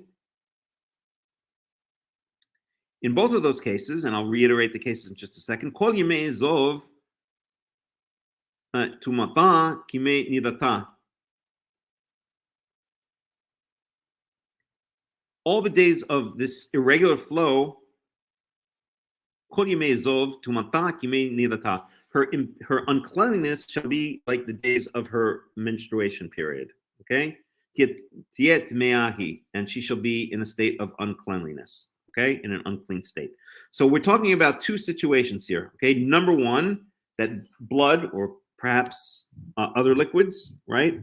But actually, no, it mentions explicitly blood here. So blood flows out of her vagina, not during her menstruation period, right? So this is now an irregular flow. Okay, so her menstruation period ends, and then a week and a half later, blood starts flowing out of her vagina. Okay. This is now not her next menstruation period, right? Which would occur 3 weeks after it ends, approximately. And by the way, the word menstruation is related to the word moon, right? Menstruation, moon, month, okay? Right, because it's monthly, right? The word moon is related to the word month, or the word month, I should say, comes from the word moon, right? And menstruation also comes from the word moon, right? It's a monthly thing, right? So at any rate, so this is speaking about two cases, okay? So blood starts flowing out of her vagina at a time when it's not her regular menstruation period. So for instance, she comes out of her period ends, and then a week later, blood starts coming out again, okay? That's abnormal, okay?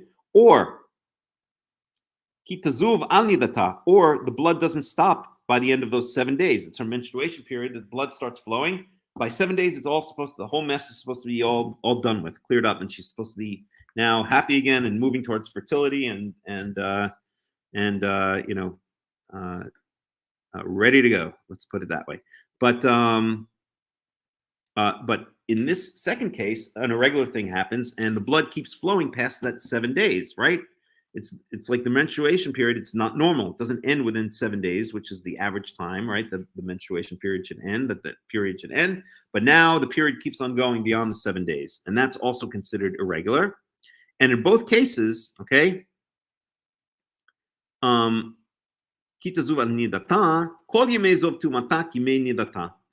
all the days of this flow, her uncleanliness are like the days of her menstruation. Okay, and she remains in a state, or she is in a state of uncleanliness. So what this is saying is that whenever this flow happens, either it happens not during the time of the menstrual period, or it extends the menstrual period, then it's like her menstrual period in the sense that she remains in a state of uncleanliness. Okay? All right. Verse 26. Kol hamishkav asher tishkav alav, kol mizova ki mishkav nidata. So this is like an extension of the menstruation period, or like a menstruation like a menstruation period that's happening at a time when it shouldn't be happening. Okay? So the laws are similar. Okay? So anything she lies upon during Kol Yimei Zova, during all the days of this irregular flow of blood from her vagina, Kimishkav Nilata, it's like the thing she lies on during her menstruation period. Okay? Kimishkav Nilata Yela. Okay, it shall be for her like that which she lies upon during the days of her menstruation period. Well, what happens when she lies on something during the days of her menstruation period? We saw that up here in verses 20. Actually, really in verse 21. It mentions it in verse 20, but it speaks about it explicitly in verse 21. Okay? So this is speaking about a woman in her regular menstrual period. Anyone who touches her bed, her couch, the thing she's lying on, he has to wash his clothes, or he should wash his clothes, and bathes himself in water, and he remains unclean until the evening, right? So it's the same thing here. Okay, where were we?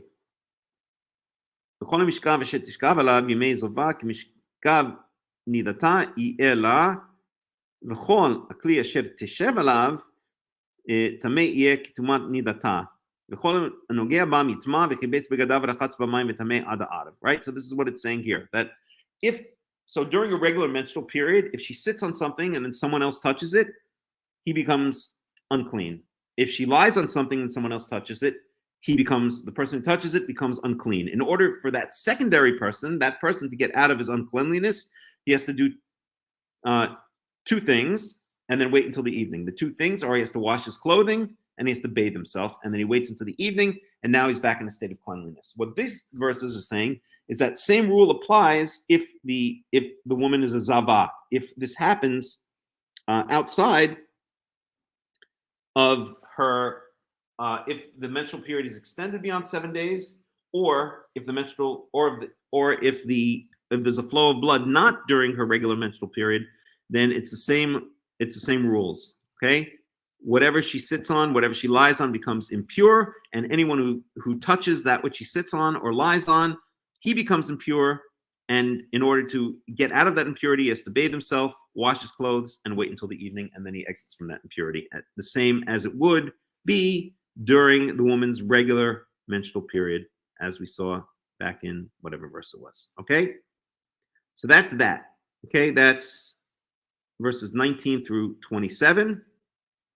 Any questions about that? I know it's a bit technical. No compressing nylon for 2 weeks. How will we survive? So, okay, let's see here. Let me go back here. Remember that movie they used to show in school, Blood Flows Red on the Highway? It was to deter drinking and driving. Sorry. Ooh, yikes. Okay, so that means she is unclean for another 7 days, or just during the time of her irregular flow. So we're gonna see that in a second, Yoshi Ben. So hold on with that question, and it should become clear. That we'll talk about in the next couple of verses. Okay. Let's go sum these verses up, okay, in our spreadsheet. Then we'll get on to this last paragraph, and then we're going to end because it's late and I'm dead tired. We've been going at this for over 3 hours, and I've had enough. If I go anymore, I'm going to enter a menstrual period. Okay, so which, by the way, according to the new American religion, is possible. I don't know how that works, but apparently, I never knew this before, but actually guys can can enter menstrual period. They can menstruate.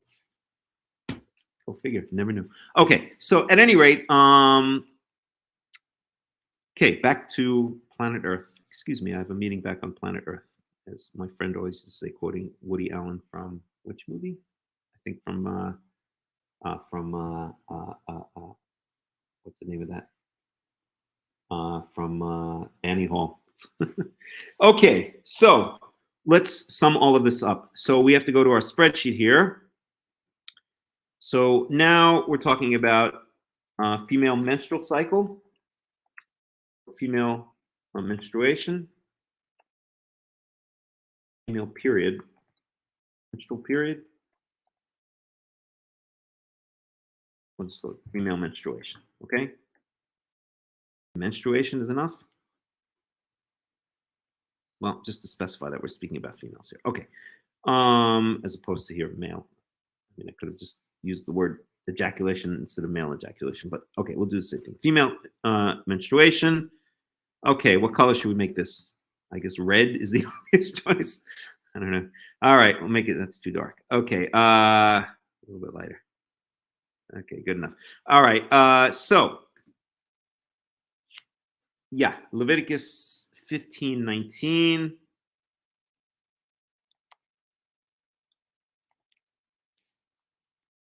Okay, so the impurifying action is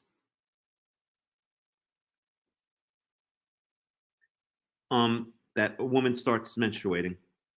Okay. She enters her period.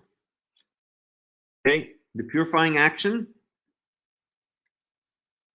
The only purifying action is wait 7 days. 7 days, and I will make that clear. Okay, no mention. Okay, wait 7 days. That's all. All. No need. Bathe. Wash clothes, etc. Okay, that's it. Wait 7 days. Let's point that out very clearly, because the rabbis have put into our minds this idea that at the end of a woman's menstrual period, in order to become clean again, she has to go to mikveh. Nope, that's not what the Torah says at all. In a regular menstrual period, a woman does not need to go to the mikveh. She doesn't need to bathe. She just automatically returns to a state of cleanliness after 7 days. Okay? Alrighty. That's Leviticus 15:19. So Leviticus, let's see how we did it up here. Right. So we actually skipped ahead. So we'll take the same thing. So someone touches her bed.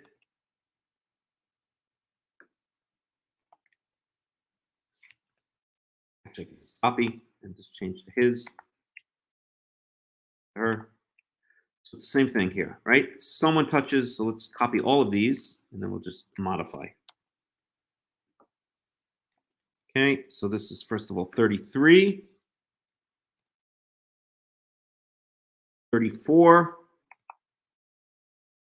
This is now going to be Leviticus 15:21.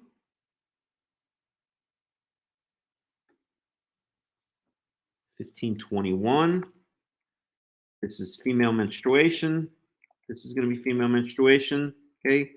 Someone touches her bed. Her bed. And then in order to get back into a state of cleanliness, right? So this is secondary uncleanliness, shall we say, like secondary smoke. This is secondary uncleanliness. Then it's the same remedy as for the Zav, as for the man who had the irregular discharge from his penis. Okay, so wash clothes and bathe, remain unclean until the evening. That's 15:21. Then 15:22 is that which she sits upon, right? So that's 15:22. It's the same as for the Zav, the man with the irregular discharge. Someone sits on her chair. Okay, wash clothes, bathe, remain unclean until the evening. Let's make this all red. Oops.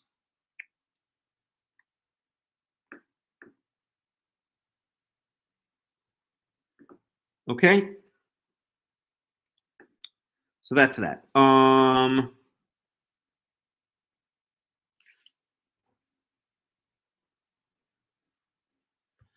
right. So this is touching. נוגע, ואם על המשכב הוא או על הכלי אשר היא יושבת עליו, ונוגעו בו יטמע עד הערב. I still don't get this one 100%, but even, let me read it again. ואם על המשכב הוא, this is verse 23, ואם על המשכב הוא, או על הכלי אשר היא יושבת עליו, ונוגעו בו, יטמע עד הערב. So it seems to be אם על המשכב הוא או על הכלי אשר היא יושבת עליו בנוגעו בו יטמע עד הערב. So I guess this is saying that he's not touching it this time. Now he's sitting on it. And then it doesn't make sense to me, but it didn't make sense when we saw some of the commentaries. There was a lot of disparity between the various translations and commentaries, which means it doesn't make sense to anybody, but I'm just going to do it the best I understand. So this is, he doesn't touch it, but he sits on it.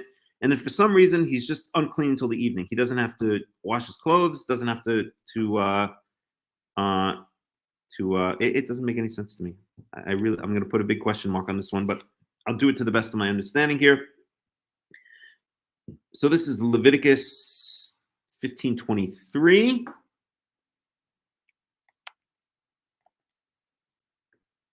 So this is really someone not sits on her chair. Wait, let me just see something here. Leviticus 15:6.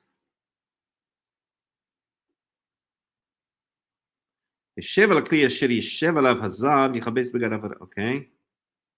So here this is slightly different. So this is actually not that he sits on it, that he touches it, is verse 22. It's okay, someone touches her chair, not sits on her chair.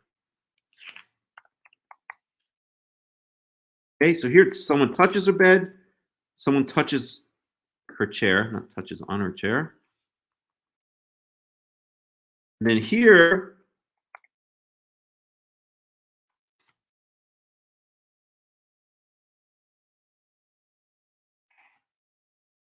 in Leviticus 15:23, then it seems to be someone sits on her, sits on, let me see if I can find another one up here. No. Someone sits on her 23 on her bed or chair. Someone sits on her bed or chair.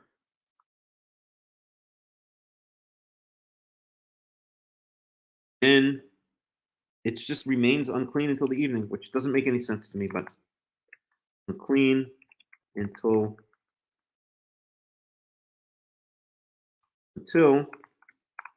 evening, until evening. Right? Isn't sitting on it more serious than touching it? This one doesn't make sense to me, but we're just going to go for it. Okay, and I'll make a comment here that there is a disparity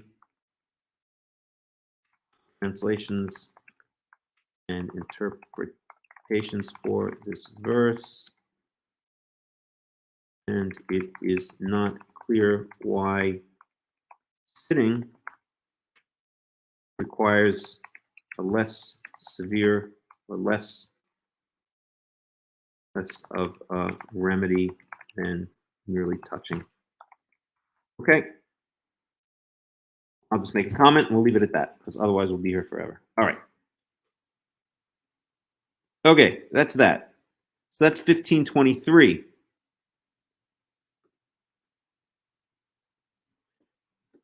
Yeah, the answer is yes. Is a woman considered clean all the time when she stops menstruating or later years? Absolutely, yes, because let's say she enters menopause at the age of 55.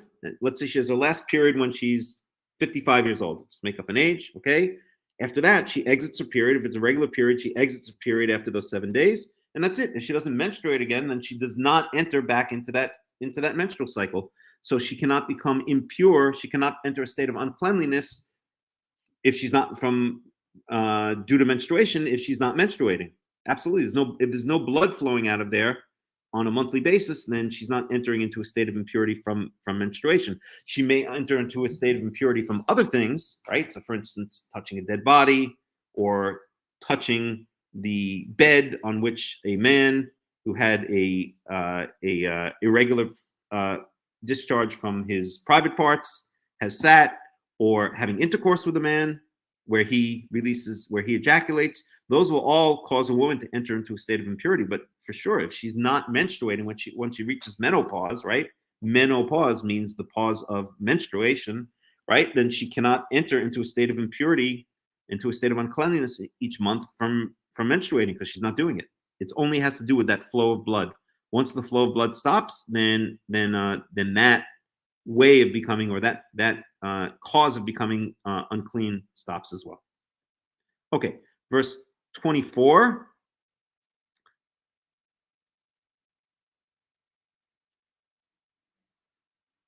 Okay, verse 24. Okay, so this is now a man. Okay, so this is still really dealing with female menstruation. So this is Leviticus 15:24. Female menstruation. Oh, get back here. So this is 15:24. This is female menstruation, and we're speaking about a situation here.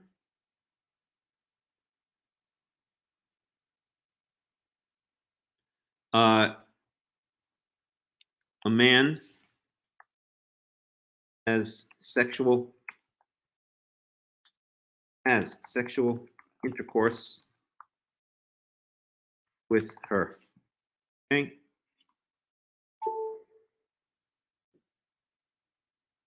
And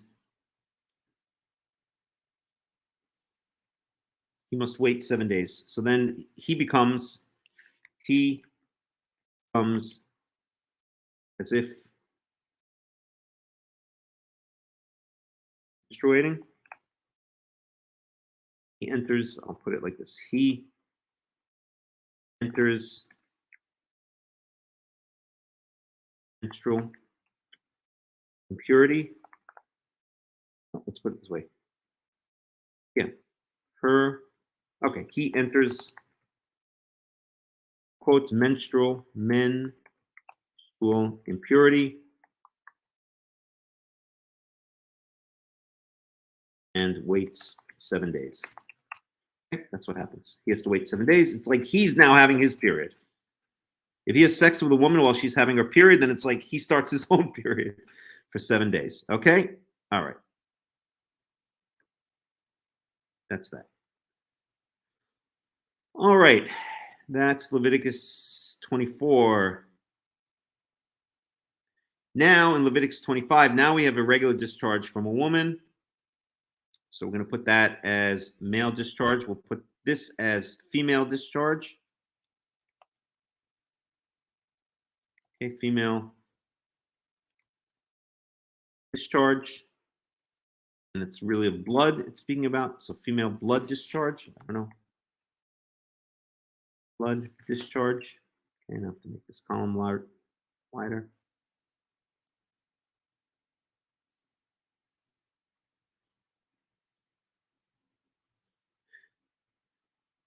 Okay, so this is now,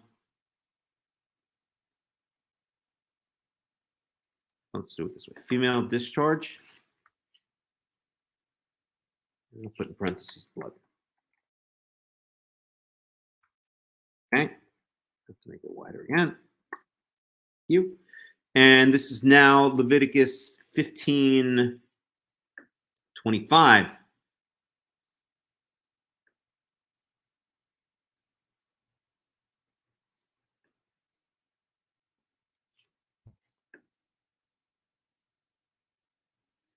Okay, so Leviticus 15:25.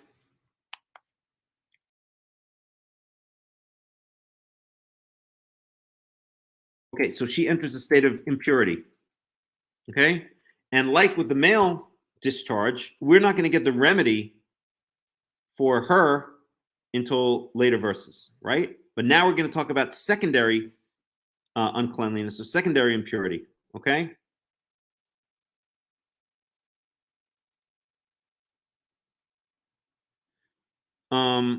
So that's not really the remedy, but we should say female discharge of blood, the impurifying action. Let's put it like this way. She has a flow of blood. She has a blood flow past her menstrual period or at a time or not at the time of past. Sure, let's do it this way. Past. Yeah. Past at not at the time of or past her menstrual beyond her menstrual period. Okay, good enough. All right. Flow of blood. I don't like the way that flows. That sentence flows. Flow of blood, not at the time of or beyond her menstrual period. Okay, that's what puts her into a state of impurity. And we're not going to get the remedy for that until afterwards, because now we're going to take a sidetrack. We're going to go into a nested loop and talk about secondary impurity first before we get to the curing of her impurity. And I'm going to stop really soon. I might not even do this last part here because I'm tired and it's been a long study. Okay, we'll see.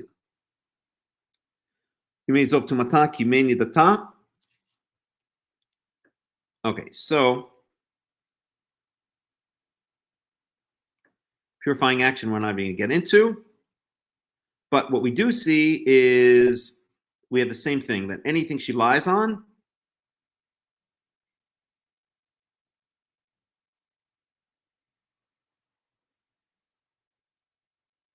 or anything she sits on, so we'll just copy.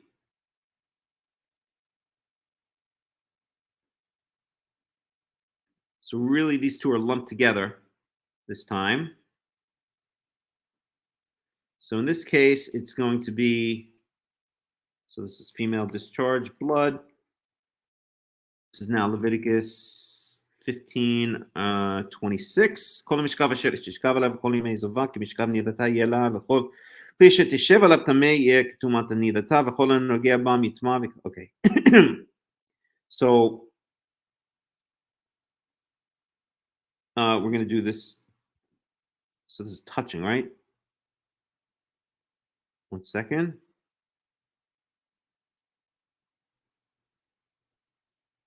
כל המשכב אשר תשכב עליו כל ימי זובה, כי משכב נידתה יהיה לה לכל כלי, okay.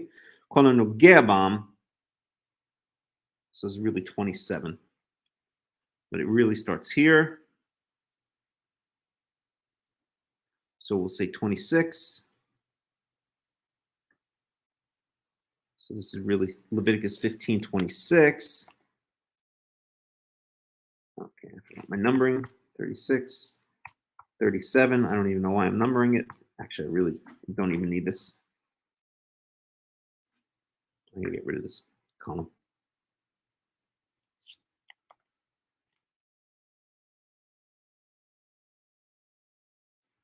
Okay, so this is Leviticus 15:26.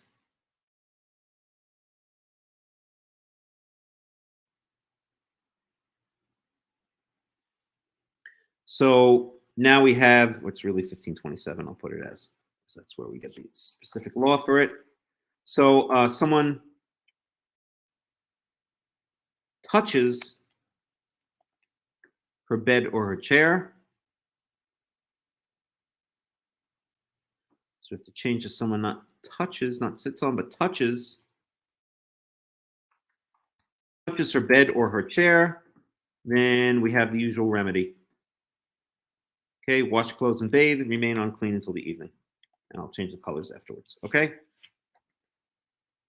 And that's Leviticus 27. So that sums all of that up. Let's give this the correct color. And then the very last thing we have here is, as we saw in the case of Azav, is the cure or the method for regaining a state of cleanliness. This one over here. Okay, we have to fill in this one right here. Okay, for regaining a state of cleanliness after she has her irregular flow of blood from her vagina. Okay, all right. Question: if a woman, okay, so if this so-called man who can menstruate is still bleeding, is he considered unclean? No, it's not that. No. It's not that the man is bleeding. No, it's not that the man is bleeding. It's that symbolically he enters a state that is like her state of menstruation. Okay, if he has sexual relations with a woman while she's menstruating, then he enters a 7-day menstruation period. It's like her sickness gets transferred, her status gets transferred over to him. It's not that literally blood starts flowing out of any place in him, although he, without getting too graphic, he definitely did get blood on him, right? But it's not that he's flowing blood for 7 days. It's that symbolically now he enters a menstrual period for 7 days. It's as if he's entering a menstrual period for 7 days. Okay. All right. So, God Almighty, this has been a long study. I want to finish this already. I'm tired. Okay, let's just do this real quick. So, verse 28, ואם תערה מזובה וספרה לה 7 ימים ואחר תטהר ויום השמיני תיקח לה 2 תורים או 2 בני יונה והביאה אותם אל הכהן אל פתח אוהל מועד ועשה הכהן את האחד החטאת ואת האחד עולה וכפר עליה הכהן לפני יחווה מזוב טומאתה. It's basically the same thing that we saw here. It's almost word for word the same thing as we saw here. Okay? It's almost the same thing word for word as Leviticus, as verses 13 through 15. Here, וכי יטהר הזב מזובו וספר לו 7 ימים לטהרתו וכיבס בגדיו ורחץ בעשרו במים חיים וטהר. ויום השמיני ייקח לו 2 תורים או 2 בני יונה ובא לפני יחווה אל פתח אוהל מועד ונתנם אל הכהן ועשה אותם הכהן אחד חטאת ואחד עולה וכיפר עליו הכהן. If you compare the verses, it's almost the same. Okay, slight differences though, which is actually the differences are really more interesting than similarities. She doesn't have to bathe again. The man has to bathe in Rachatz Basaro b'mayim chayim. The man has to bathe in living water. The woman doesn't have to bathe. Even at the end of her zava, she doesn't even have to go to the mikveh, according to this. It's actually very interesting, and I never realized that before. Because a Karaite many years ago told me that the rabbis, by instituting the mikveh, they basically turned a nidah into a zava, and that's why they have the mikveh. But there's no bathing at the end, even of a zava. When a woman has a regular flow, she doesn't say anything about bathing at the end of 7 days. With a man, when he has his irregular flow, then he has to, at the end of those 7 days, then he has to rachatz basro b'mayim chayim. He has to wash his flesh in other words, he has to bathe himself in living water. The woman doesn't. The woman never, ever has to bathe, whether it's her regular menstrual period or whether it's an irregular flow of blood. Very, very interesting. But other than that, it's pretty much the same. So I'm just going to copy it and modify it. So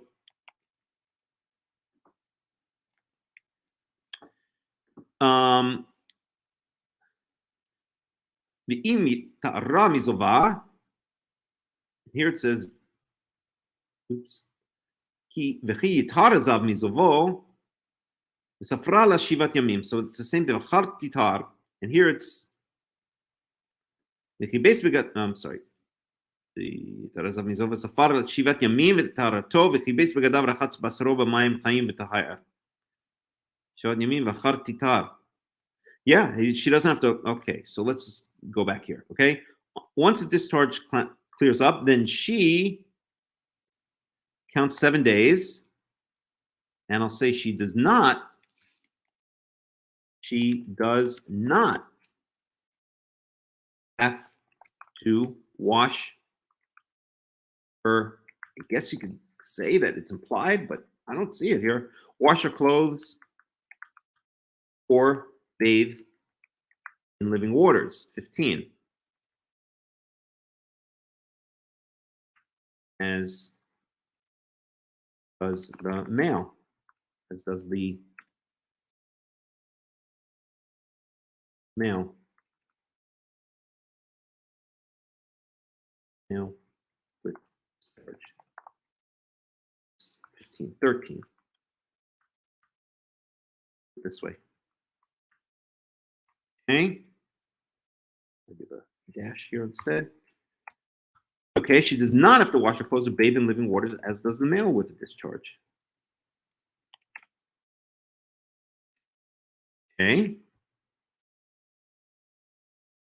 Alrighty. Okay, and let me get the verse here. And she counts 7 days. So this is 1528.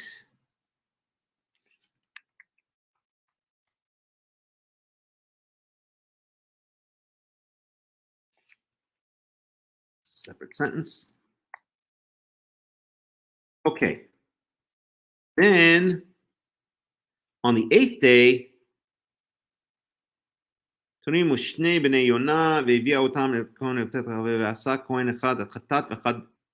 it's the same thing regarding the sacrifice. So on the 8th day, she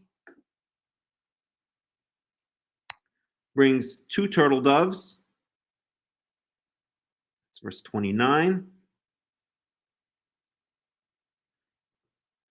2 turtle doves or 2 baby pigeons. One is a purification offering and one is a burnt offering. And this is starting in 1529.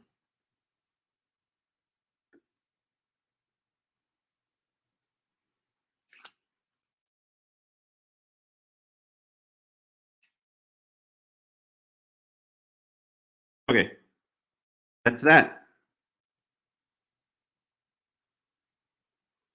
Color, we need more blood. There we go. Okay. This really needs to be emphasized here. I don't think I can boldface this, can I? Wait a second. I really want to point that out. Yeah. Maybe italicize. Okay. That points it out. Okay. That's that. That brings us now to these last couple of verses, which are kind of summary verses, but important. All right. And then I'm gone. I'm done. I'm dead. That's it. I had enough. Verse 31. Vizartem et bnei Israel mitu'matam. Okay, hizartem from the, you shall keep them distant from the underlying word zar, which means stranger. Okay, you shall distance them. You shall distance the children of Israel from their uncleanliness.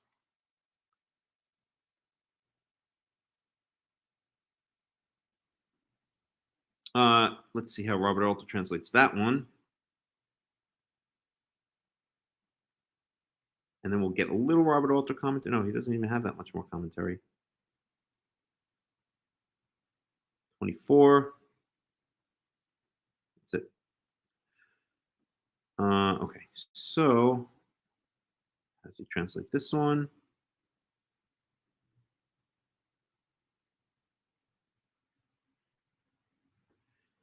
You shall set apart the Israelites from their uncleanliness. Right? It really comes from zar. So you shall distance the children of Israel from their uncleanliness. Okay, so that they should not die in their uncleanliness. If they were, or when they impurify, or if they were to impurify if they were to make unclean my dwelling place, my house, Asher B'tocham, which is among them, right? God, Yahweh lives among the Israelites in the Ohel Moed, in the tent of meeting, in the Mishkan, in the tabernacle, and later in the Beit HaMikdash, in the Beit Yahweh, in the house of God, right? And this is the whole idea here, right? This sums everything up, okay? The Pharisees, the idiot Pharisees say that we have to constantly remain in a state of ritual cleanliness, no matter what. But that's not what the Torah is telling us. The Torah is telling us that the whole reason we remain in a state of ritual cleanliness is in regards to the Mikdash, as regards to the holy province, to the, I'll just call it the temple, right? To the tabernacle / temple, right? To the province of God. We cannot come there when we're in a state of uncleanliness, okay?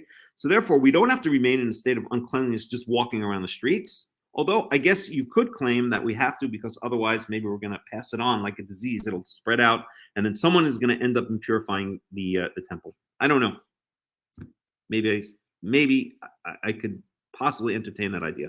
But the Torah never says that we have to remain constantly in a state of uncleanliness. What it says is that we have to remain in a state that if we come to the Mikdash in a state of uncleanliness, then that's really bad news. Okay, then it's like walking into the White House in dirty jeans and a ripped T-shirt. Okay, and summary sentences here. Zot Torat. Remember, here is the Torah, which does not mean the entire Torah. It means the set of instructions. Okay, these are the rules, the set of instructions or the set of rules. Hazav. Zot Torat Hazav, Asher Titzeh Mimenu Shechvat Zera Litam'a Ba.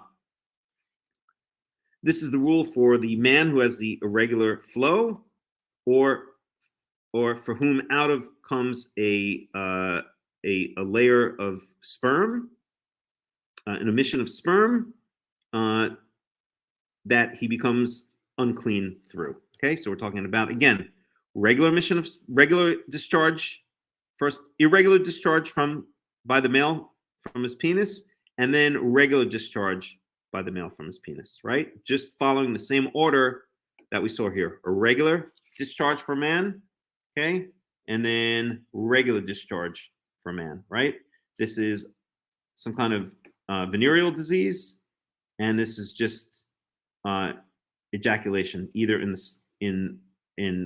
the context of sexual intercourse or not, right? So, for instance, a nocturnal emission. Okay, so that sums that up, that whole area up. Verse 33. V'hadava b'nidata v'hazav et zovo l'zachar u'lenekeva u'leish asher yishkav im tme'ah. So now this is hadava b'nidata. Dava is the person who's in menstrual sickness and feels abhorrent. So basically, the woman who is sick from her menstruation or feeling abhorrent from her menstruation, vazav et zovo lezachar, ule nekeva, and the one who has an irregular flow, both the man and the woman, and ule ish asher yishkav im tme'ah, and for a man who has sexual relations with a woman who's in a state of impurity, specifically referring to a woman who's in her menstruating period, in her menstruation. So these are all summary sentences, but the key here is verse 31. Okay, I'll read this one again, and with that we're going to end the study. V'izartem et bnei Israel, you shall distance the children of Israel mitumatam, from their impurity, from their uncleanliness, v'lo yamutu b'tumatam, so that they should not die in their uncleanliness. B'tamam et mishkani, in, or if they should, or when they, or if they should make my dwelling place unclean, which is among them, that my dwelling place, which is among them, unclean. That's the whole point.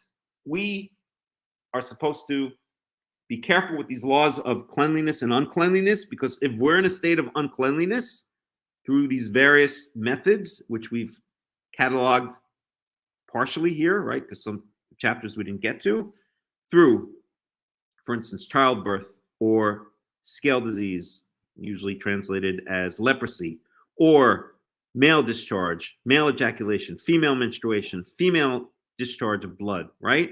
These all cause a person and the people around them to enter a state, not the people around them, that they touch, right? The thing that the person has sat on or lay on, cause them secondarily to enter in a state of impurity. And if any of those people now in a state of impurity should come near the Mishkan, the holy province, the sanctified province of God, or come in contact with any of the items that are sanctified to God, such as the holy foods that are set aside for the Levites or the Kohanim, then they have dirtied up God's, Yahweh's province, and that's really bad news. And if that's done too much, then mayhem ensues to the point that God basically punishes the Israelites, or ultimately leaves his house, because he doesn't want his house being dirtied up by people who are not being careful to enter it while they're in a state of cleanliness. Okay, and that's, by the way, why we have in Numbers 16, just very, very briefly. This site can't be reached. How lovely. Let's try that again. Okay, I don't know. All right, let's try it this way. Numbers, what the heck? Any rate, in number 16, we have the laws for Yom Kippurim. And Yom Kippurim is first and foremost not about us gaining atonement for ourselves. It's for us gaining atonement because we may have impurified, we may have come into contact with the holy items or the Mishkan, the holy province or the holy items of Yahweh while in a state of impurity. That's what Yom Kippurim is really about. And it's really the rabbis that turned it into this idea of a personal atonement for sins that we might have done. No, the Yom Kippurim is first and foremost, and maybe only, about purification of the Mishkan, of the holy temple, of the holy areas. Okay? And that's it. We're done with the study. Any questions, any comments before we close it out? Anybody? It's been a long one, an interesting one. I know a lot of people find these chapters really boring, but I find them absolutely fascinating. But they have to be approached as if like you're picking apart a puzzle, right? That's the only way to study these things. If you just sit, as I've mentioned now a bunch of times, if you sit in the Beit Knesset and just listen to it being read, it's going to be, I mean, it's a big time snoozer, right? You're going to be like looking at your clock saying, when is Aleinu? How many pages until Aleinu? And you're going to be smelling the food for the Kiddush, and that's all you're going to be thinking about. But if you sit and you pick it apart and really try to organize it and categorize it and catalog it, it's just a fascinating, logical, brilliant system, which may have no relevance in the future because, it will have relevance in the future. The animal sacrifice part may specifically not have any relevance in the future. Okay. Any questions, any comments before we end it? Anybody? Oh, your question above. Okay, so that means that she's unclean for another 7 days or just during the time of her irregular flow. Okay, so once the flow stops, so this is now Leviticus, okay?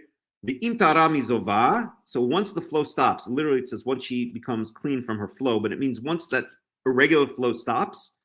So example, right? Let's say the menstruation doesn't stop after 7 days. It goes on for another 3 days. So it lasts for 10 days. And then it stops. Okay, so after the 10th day, it stops. At that point, after it stops, then safralas shivat yamim, then she counts 7 days, v'char titar. Then after that 7 days, so she counts 11, 12, 13, 14, 15, 16, 17. At the end of the 17th day, she is now automatically returned to a state of cleanliness. She doesn't have to wash her clothes, at least according to this. Again, I think one might be able to make a case that it's just implied because of the earlier ruling with the man, but explicitly what it doesn't say that she has to wash her clothes. So she doesn't have to wash her clothes. She doesn't have to bathe herself. She doesn't have to do any of that stuff.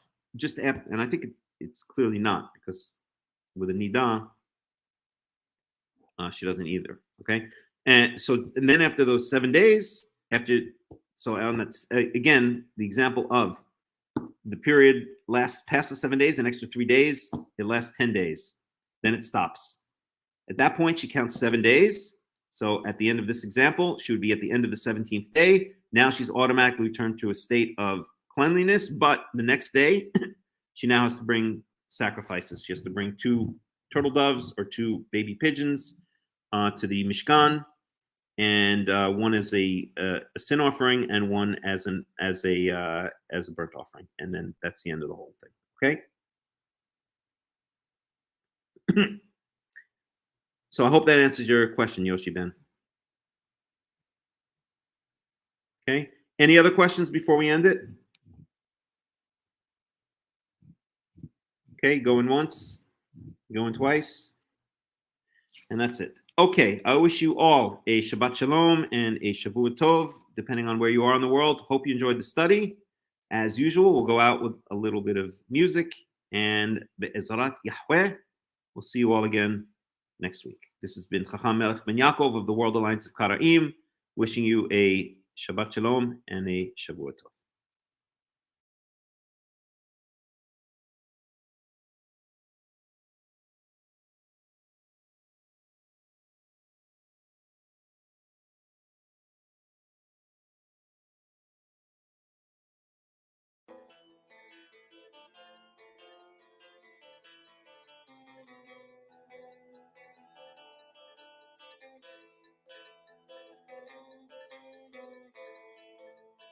שלום לך דודי, הצף והאדמון.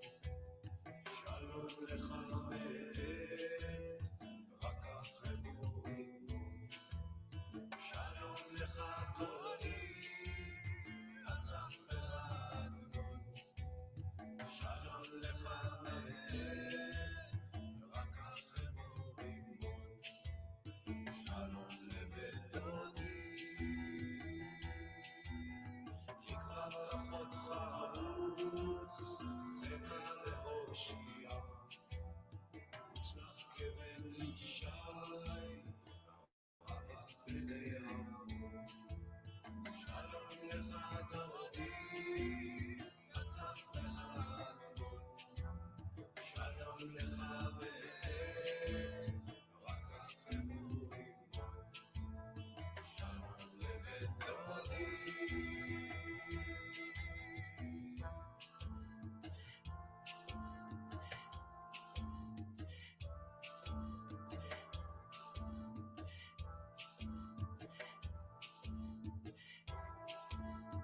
מעלה יפהפייה, התעוררי אהבה. מצלצל עם קולך, נגיד בכל פעם. שלום לך דודי, הצף והאדמון. שלום לך מאת, רק אחרי מורימון. שלום לבית דודי.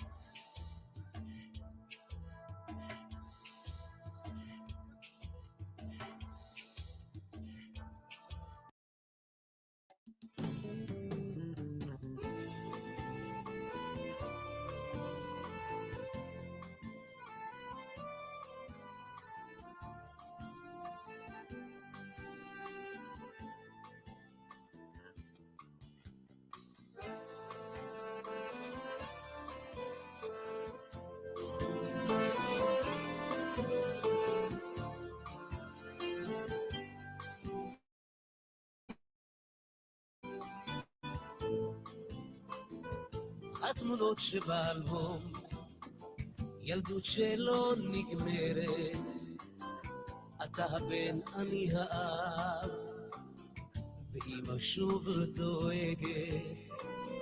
אתמול קיבלנו עוד מכתב, אצלך הכל בסדר, לא סיפרת על הקרב, רק על כל היתר. וכשתצא לעוד שבת, נחכה בפתח, אמא לכבודך בשנה, נשקיע אותך כמו פרח, גם נגהץ לך מדים. אני זוכר מה שהבטחת, ישמור עליך אלוהים, רק חזור הביתה. תמונה שלך בגיל שנה, עם סבתא מחייכת, ושתי תמונות של גיל מצווה, ואיך גדל הנכד. תמונה אחרת על מדים, עם הרובה ביד, ואני הבטחתי כשתגדל, לא תילחם באף אחד. וכשתצא לעוד שבת, נחכה בפתח, אמא לכבודך בשלב, נשקיע אותך כמו פרח, גם נגהץ לך מדים. אני זוכר מה שהבטחת, ישמור עליך אלוהים, רק חזור הביתה.